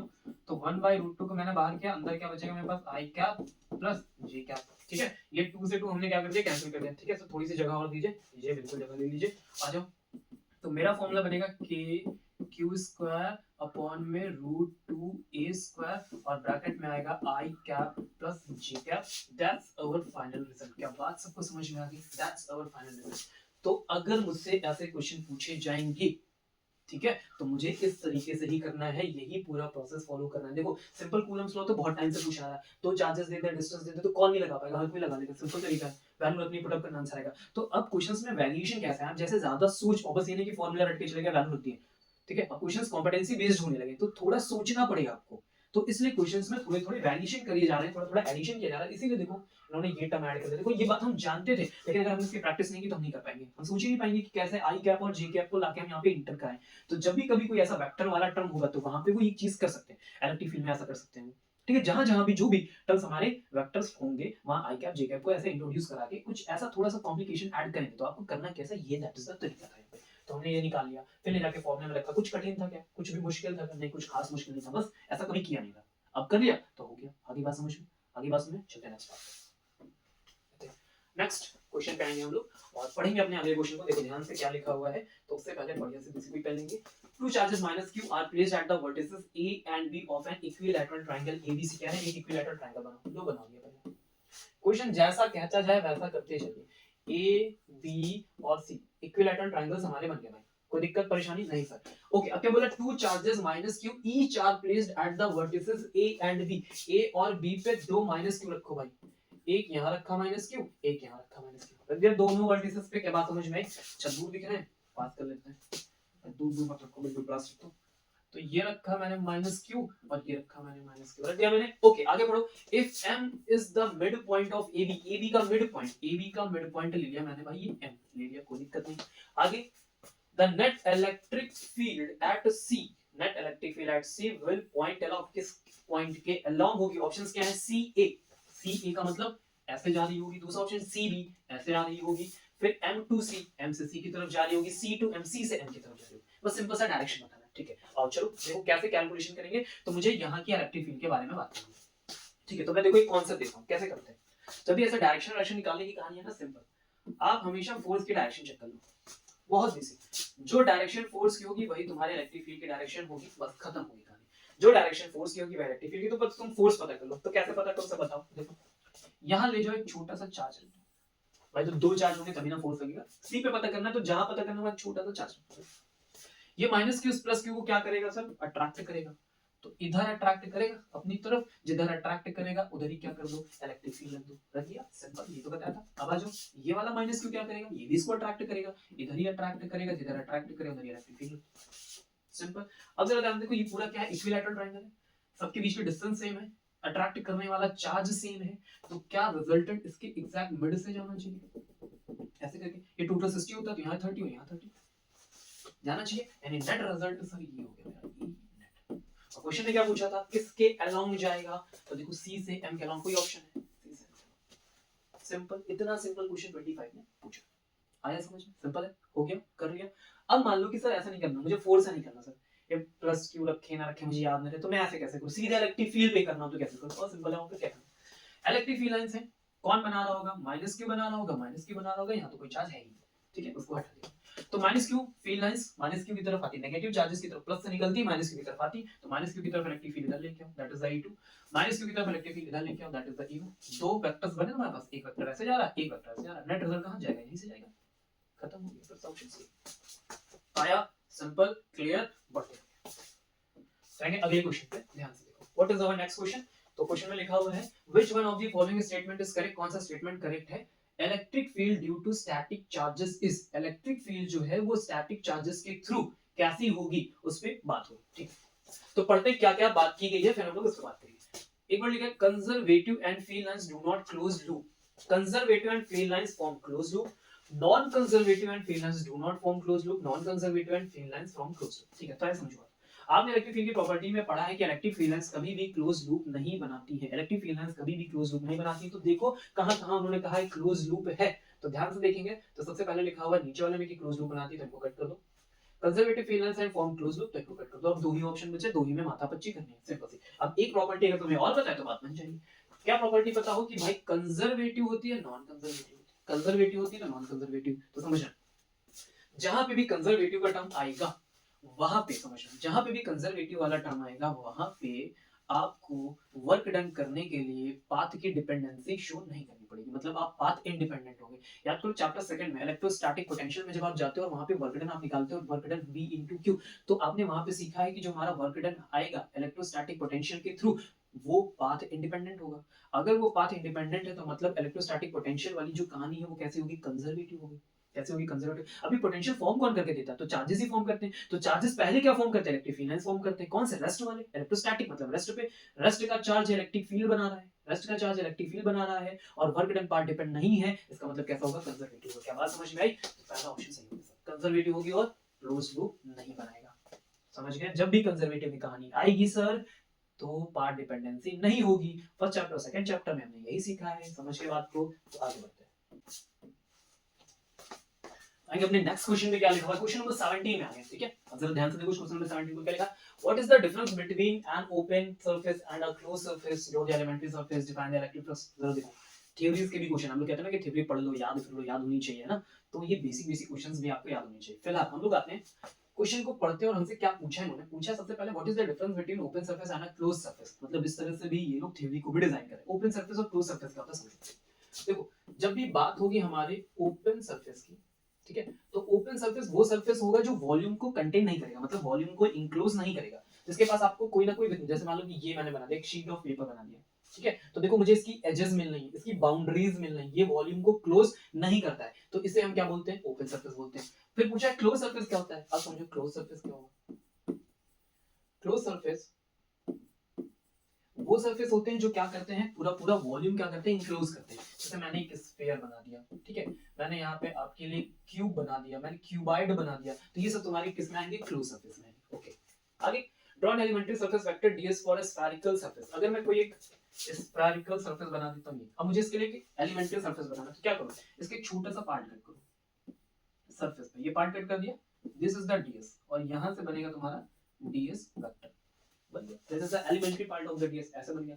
फिर बोला define the electric flux through the surface. Electric flux क्या होता है, measurement of electric field lines passing through the surface, ये होता है आपका इलेक्ट्रिक फ्लक्स, ठीक है। Give the significance of a Gaussian surface. तो गॉसियन सरफेस का सिग्निफिकेंस क्या, समझो, कुछ नहीं पूछा, पहले तो ये बोला कि डिफाइन करो इलेक्ट्रिक फ्लक्स को, तो इलेक्ट्रिक फ्लक्स हमने डिफाइन किया। Give the significance of a Gaussian surface. Gaussian surface का सिग्निफिकेंस बताओ, क्यों लेते हैं। तो देखो गॉसियन सरफेस से होता क्या है कि मान लो कोई चार्ज हमें ओपन एरिया में मिल गया और उसके थ्रू मुझे फ्लक्स कैलकुलेट करना है, तो हम लोग क्या करते हैं, एक ऐसा सरफेस चूज करते हैं, एक ऐसा हाइपोथेटिकल सरफेस लेते हैं जो हमारे चार्ज डिस्ट्रीब्यूशन, यहाँ पे भी चार्ज रखा है, डिस्ट्रीब्यूट है नहीं है, तो वो जिस तरह से डिस्ट्रीब्यूट है हम उसी के जैसा, ठीक है, समझो, उसी के एग्जैक्ट सेम टाइप का एक सरफेस बनाते हैं। इससे क्या होता है, इलेक्ट्रिक फील्ड कैलकुलेट करना हमारे आसान हो जाता है। आपने देखा जब हम लाइन चार्ज करते हैं, फॉर एग्जांपल जैसे मैं बोलूं यहाँ पे कि एक कोई चार्ज डिस्ट्रीब्यूट है कहाँ पे, ऐसे लाइन पे डिस्ट्रीब्यूट है, तो आपने देखा हम उसके अराउंड अगर कोई सरफेस एरिया लेते हैं, ठीक है, गॉसियन सरफेस लेते हैं, तो सेम सिलेंड्रिकल लेते हैं। इससे क्या होता है, इलेक्ट्रिक फील्ड कैलकुलेट करना क्या होता है, सिंपल हो जाता है। क्या बात समझ में आ रही है। ओके, तो ये हमारा सिग्निफिकेंस हो गया।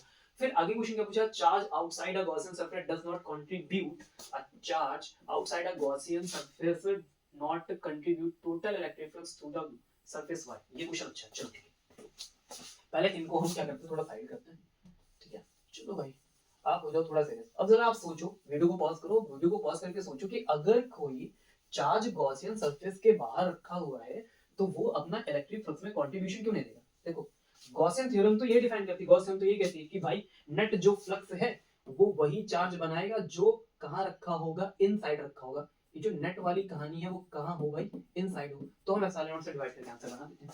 तो कुछ नहीं कह रहा कि अगर कोई बाहर रखा है तो वो हेल्प आउट क्यों नहीं कर रहा, समझो। जैसे मैंने ये गॉसियन सरफेस बनाया, इसके अंदर कोई चार्ज रखा है और एक बाहर चार्ज मैंने रख दिया 2 टाइम्स ऑफ क्यू। अगर मैं आपसे पूछूं what is the answer of the flux through the surface, तो आप यही बोलोगे, सिंपल सी बात यही बोलोगे। तो इसको क्यों नहीं ऐड कर रहे हैं, या फिर ये अपना कंट्रीब्यूशन क्यों नहीं दे पा, तो समझो कैसे नहीं दे पा। ये प्लस चार्ज है, आपको पता है, ये अपनी फील्ड लाइन बनाएगा, ठीक है, ऐसे फील्ड लाइंस बनेंगी इसकी फील्ड लाइंस, और ये फील्ड लाइंस इसको क्रॉस करते हुए ऐसे जाएंगे, देखो ऐसे क्रॉस करते हुए इसकी फील्ड लाइंस निकलती है। और हमने तो यही सीखा है कि भाई जो फ्लक्स होता है वो मेजरमेंट होता है, किसका मेजरमेंट होता है, इलेक्ट्रिक फील्ड लाइंस का with respect to the surface. Surface से कितनी इलेक्ट्रिक फील्ड लाइंस है उसका मेजरमेंट ही है हमारा इलेक्ट्रिक फ्लक्स। तो फिर सब फील्ड लाइंस है तो फिर क्यों नहीं कैलकुलेट करते, तो समझो कि जितनी फील्ड लाइंस इस सरफेस के अंदर एंटर करेंगी उतनी फील्ड लाइन इस सरफेस से बाहर चली जाएंगी।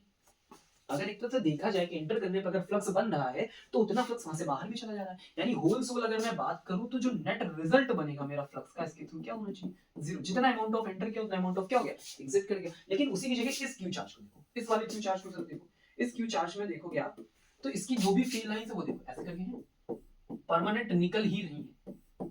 ऐसा नहीं हो रहा कि एंटर जितनी करनी उतनी चली गई, देखो कंटिन्यूअस बाहर जा रही है। हमेशा के लिए तुमको ये फील्ड लाइंस के नंबर मेजर होते रहेंगे हमेशा, लेकिन ये देखो यहाँ से एंटर हुई यहाँ से बाहर हो गई, तो नेट रिजल्ट कितना बना, जीरो। दैट्स व्हाई कि कोई आउटसाइड रखा हुआ चार्ज हमारे इलेक्ट्रिक फ्लक्स में कंट्रीब्यूट नहीं करता। क्या बात समझ में आ गई सबको, are you getting my points, clear होगी ये बात। ओके समझ गए बात को, इस बात को लिखना है आपको कि जितना amount of electric field lines, जितनी फील्ड लाइंस एंटर करती है उतनी फील्ड लाइंस बाहर चली जाती है। Entering the field lines is equal to the exit the field lines, so the net flux passing through the surface due to the outside of the charge is equal to zero. तो contribution नहीं मिला। अब देखो हमारे पास यहाँ पे third question का numerical है, ठीक है, तो इसे हमें सॉल्व करना है। उससे पहले ये एलिमेंट्री सरफेस इन सब के लिए मैंने आपके लिए ऑलरेडी वो लिख के रखा है, इसको नोट कर लो, आप स्क्रीनशॉट ले लो, ठीक है। देखो ये हमने यहाँ पे ओपन सरफेस क्लोज सरफेस सब लिखा है, जल्दी से स्क्रीनशॉट ले लीजिए, ले लिया ओपन सरफेस, ठीक है। अब देखो यहाँ पे मैंने गॉस लॉ भी आपके लिए लिख दिया है, फिलहाल इसकी जरूरत नहीं थी कि गॉस लॉ यहाँ पे लिखा हुआ है आपके लिए। ये यहाँ पे सिग्निफिकेंस ऑफ गॉसियन सरफेस भी मैंने लिख लिया ताकि आप इस बात को लिख पाओ वहां पे, है ना, बता पाओ। गेट इट, कर लिया आपने, डन, ओके वेरी गुड, ठीक है। चलो अब हम आते हैं अपने न्यूमेरिकल पे। तो हमारा टारगेट था इस क्वेश्चन में न्यूमेरिकल का, वो हम लोग ध्यान से देखेंगे। चलो आ जाओ। तो क्या है इस क्वेश्चन में, क्वेश्चन नंबर हमारे पास थर्ड आया हुआ है।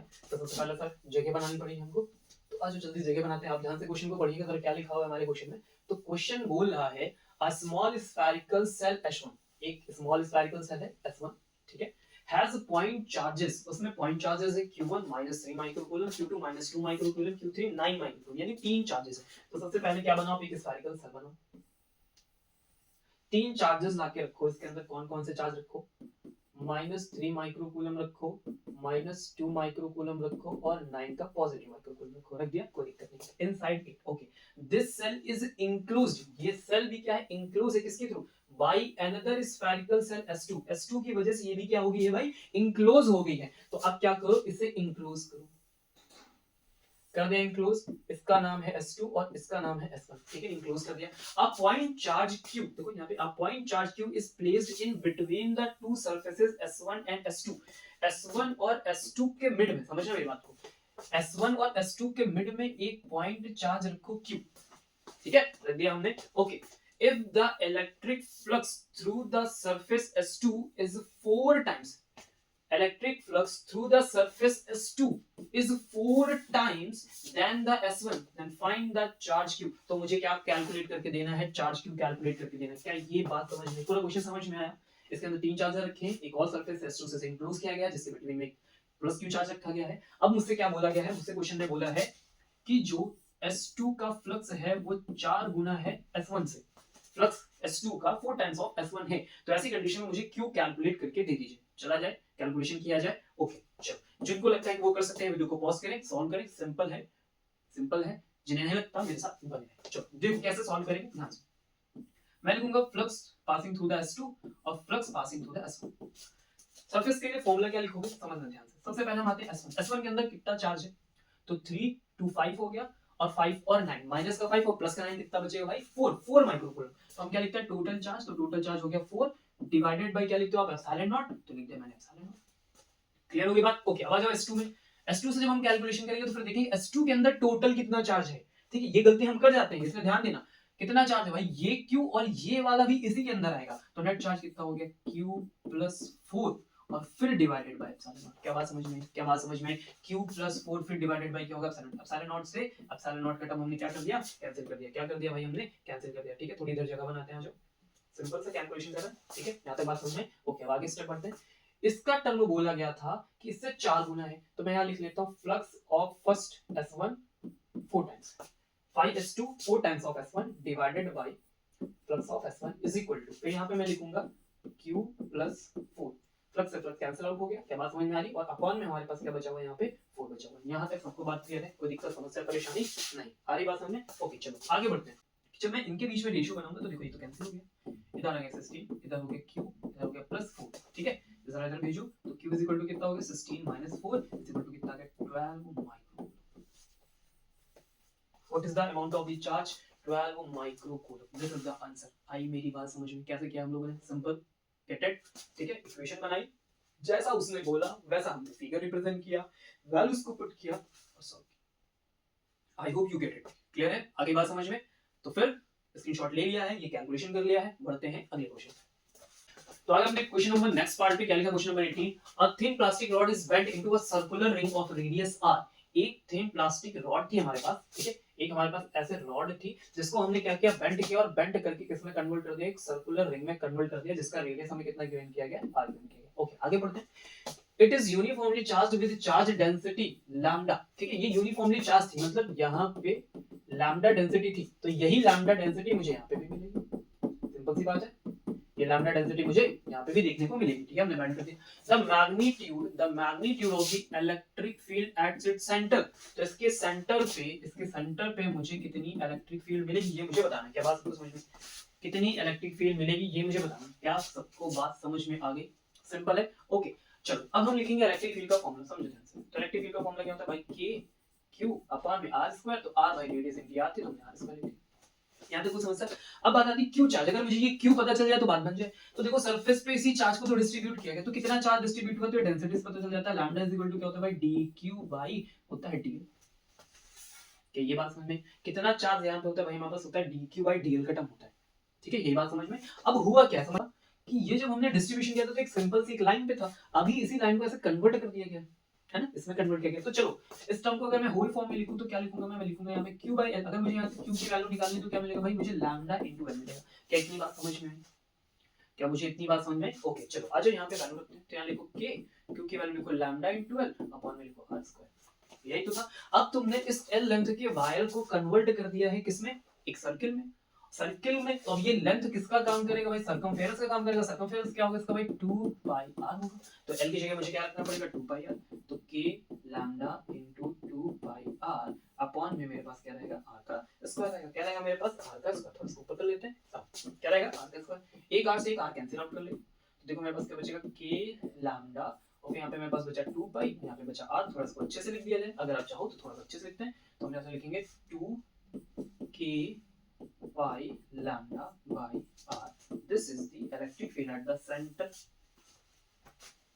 सिंपल सिंपल सा क्वेश्चन था, बढ़िया सा पढ़ा था हमने, समझ में आया। 24 में पूछा हुआ था। अच्छा ऑप्शंस हैं, ऑप्शंस के टर्म में देना। ओके ओके ओके, चलो ऑप्शन हमारे क्या है, ऑप्शन हमारे में है लैम्डा बाय 2 एप्सिलॉन नॉट, और ये सारे टर्म्स आए हुए हैं। ठीक है, नीचे देखो एप्सिलॉन नॉट आया। ओके, एक स्टेप और आगे बढ़ना पड़ेगा। फिर आ जाओ, k को ओपन करो। देखो कहीं k नहीं लिखा, तो k को ओपन करेंगे तो लिखेंगे 1/4 एप्सिलॉन नॉट, लिखते हैं। मल्टीप्लाई लिखो फिर 2 पाई लैम्डा, और क्या मेरे पास कुछ अपॉन में भी था, तो मेरे पास अपॉन में एक r था। ठीक है, तो हम लोग इसके अपॉन में एक r भी ऐड कर देते हैं। तो देखो 4 पाई लिखा हुआ है, 2 पाई, तो ये कैंसिल आउट करो, यहाँ पे 2 बचेगा, यानी ऊपर बचा मेरे पास लैम्डा 2 एप्सिलॉन नॉट r। ये मेरे पास फाइनल इलेक्ट्रिक फील्ड बच गई। तो ऐसा कोई ऑप्शन हमारे पास है, लैम्डा अपॉन में 2 पाई एप्सिलॉन नॉट, तो लैम्डा अपॉन में 2 एप्सिलॉन नॉट था। देखो ये पहला ही ऑप्शन हमको मिल गया। इसमें 0 है, इसमें 4 पाई है, इसमें भी 4 है, तो वो हमारे कोई ऑप्शन नहीं, तो ये फर्स्ट ऑप्शन इज करेक्ट। आगे बात समझ में, सिंपल, गेट इट। ओके, चलिए अगले पार्ट पे। ठीक है, इसको बैक करिएगा, बैक करके फिर से देखिएगा, है ना। ठीक है, चलो अगले पार्ट करते हैं। नेक्स्ट क्वेश्चन पढ़ेंगे, क्वेश्चन नंबर 19। देखो ये जिस टाइप का क्वेश्चन है ना, ये स्पेशली लॉन्ग क्वेश्चंस में पूछे जाते हैं। ए और बी सी पार्ट्स करते हैं और इन्हें लॉन्ग में रखा जाता है। तो जनरली क्वेश्चन लॉन्ग में ही आया होगा, 24 में था। तो मिनिमम तो 3 नंबर सर, और मैक्सिमम 4 नंबर, या फिर सॉरी 4 नंबर नहीं 5 नंबर। ठीक है, यानी लॉन्ग पे जाएगा या तो फिर शॉर्ट के लिए 3 नंबर में आएगा। 4 नंबर पे तो आपकी केस स्टडीज होती है। ठीक है, तो अब इस क्वेश्चन को कैसे करना होता है, तो हम यहाँ पे एक क्वेश्चन करेंगे और इस तरह के जितने भी क्वेश्चन आएंगे सबका पैटर्न सेम होगा, कुछ भी डिफर नहीं होता है। तो चलो आज सीखते हैं कैसे करते हैं इस क्वेश्चन को। लिखा हुआ है a cube of side 0.1 metre is placed.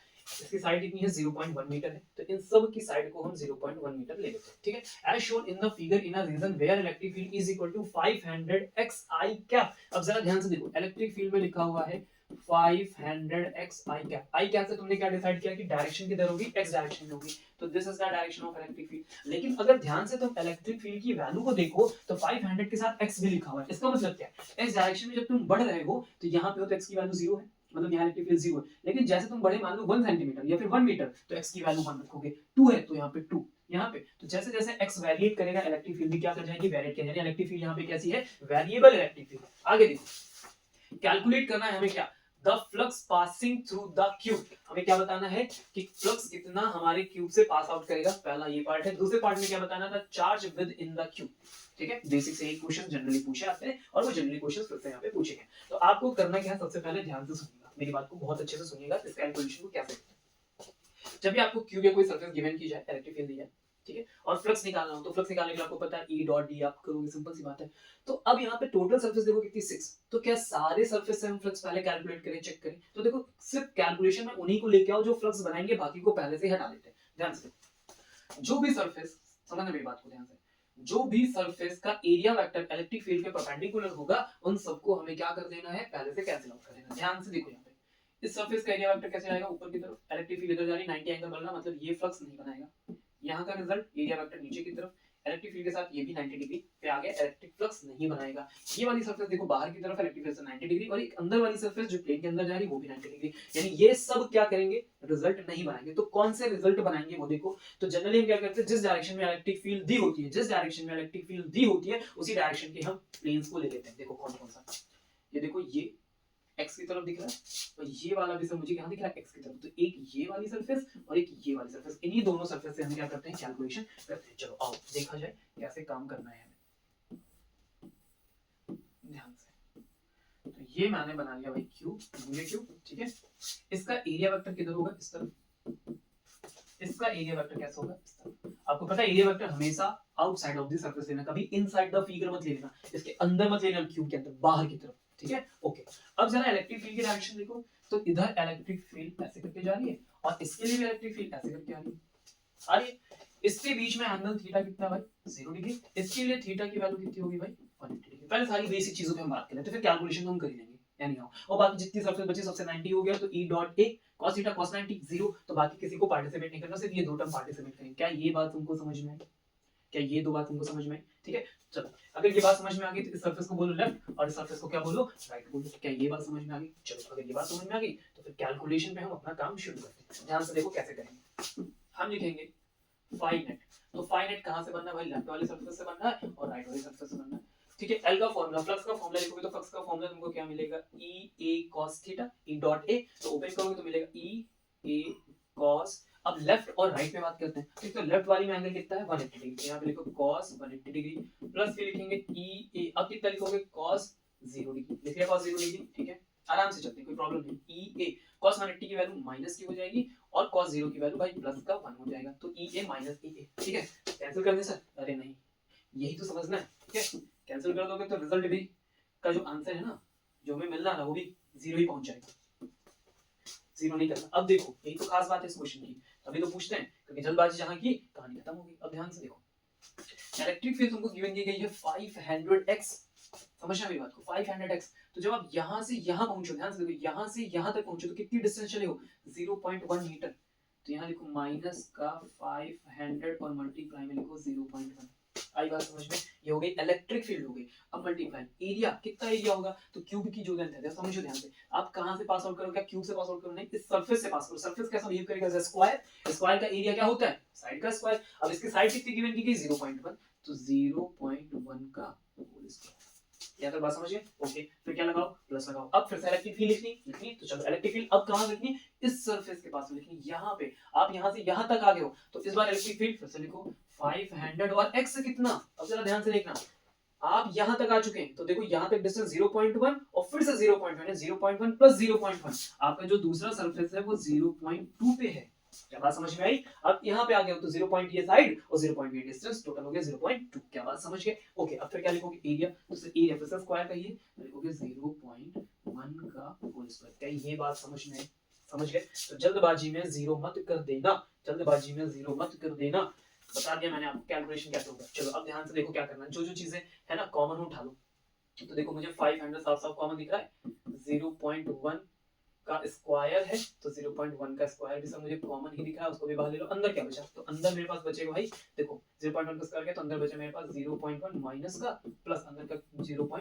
ये बचा, तो 500 0.1, ठीक है, 0.1 मतलब 0.01, ठीक है, मल्टीप्लाई 0.2 से 0.1 माइनस करोगे तो क्या बचेगा? 0.1 बचेगा। ठीक है, जरा ध्यान से समझो, मेरे पास आंसर क्या आएगा? तो ये दो जीरोस के दो पॉइंट को ले डूबेंगे, तो 5 into 0.1 बचा, कितना आ गया? 0.5। आई बात समझ में? सिंपल। अब यूनिट लिख लेते हैं, तो इलेक्ट्रिक फील्ड की यूनिट क्या होती है? न्यूटन पर कूलम, और साथ में एरिया मल्टीप्लाई किया तुमने तो क्या हो गया भाई? Metre square. ये हमारे डिस्कस आ गया, दैट इज द 5। आगे अपने 5 के रिजल्ट पे। सिंपल था क्वेश्चन, कुछ था कुछ कठिन था नहीं, बस बेसिक चीजें थी कि जल्दबाजी नहीं करनी। ओके, अब इसका सेकंड पार्ट को जरा देखो। अब सेकंड पार्ट देखते हैं, क्या बोला सेकंड पार्ट में? The charge with in the cube, बताओ कि इसके अंदर कितना चार्ज है।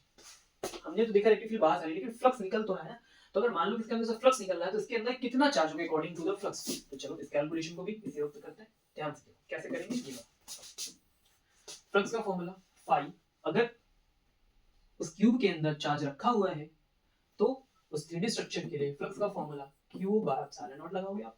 ठीक है, फ्लक्स की वैल्यू तुम पहले से निकाल चुके हो, Q मुझे पता करना है, एप्सिलॉन नॉट कितना होता है भाई? 8.85 into 10 to the power -12, पता है सबको? होता है। चलो जरा जाओ मल्टीप्लाई में, 0.5 into 8.85 into 10 to the power -12 is equal to Q।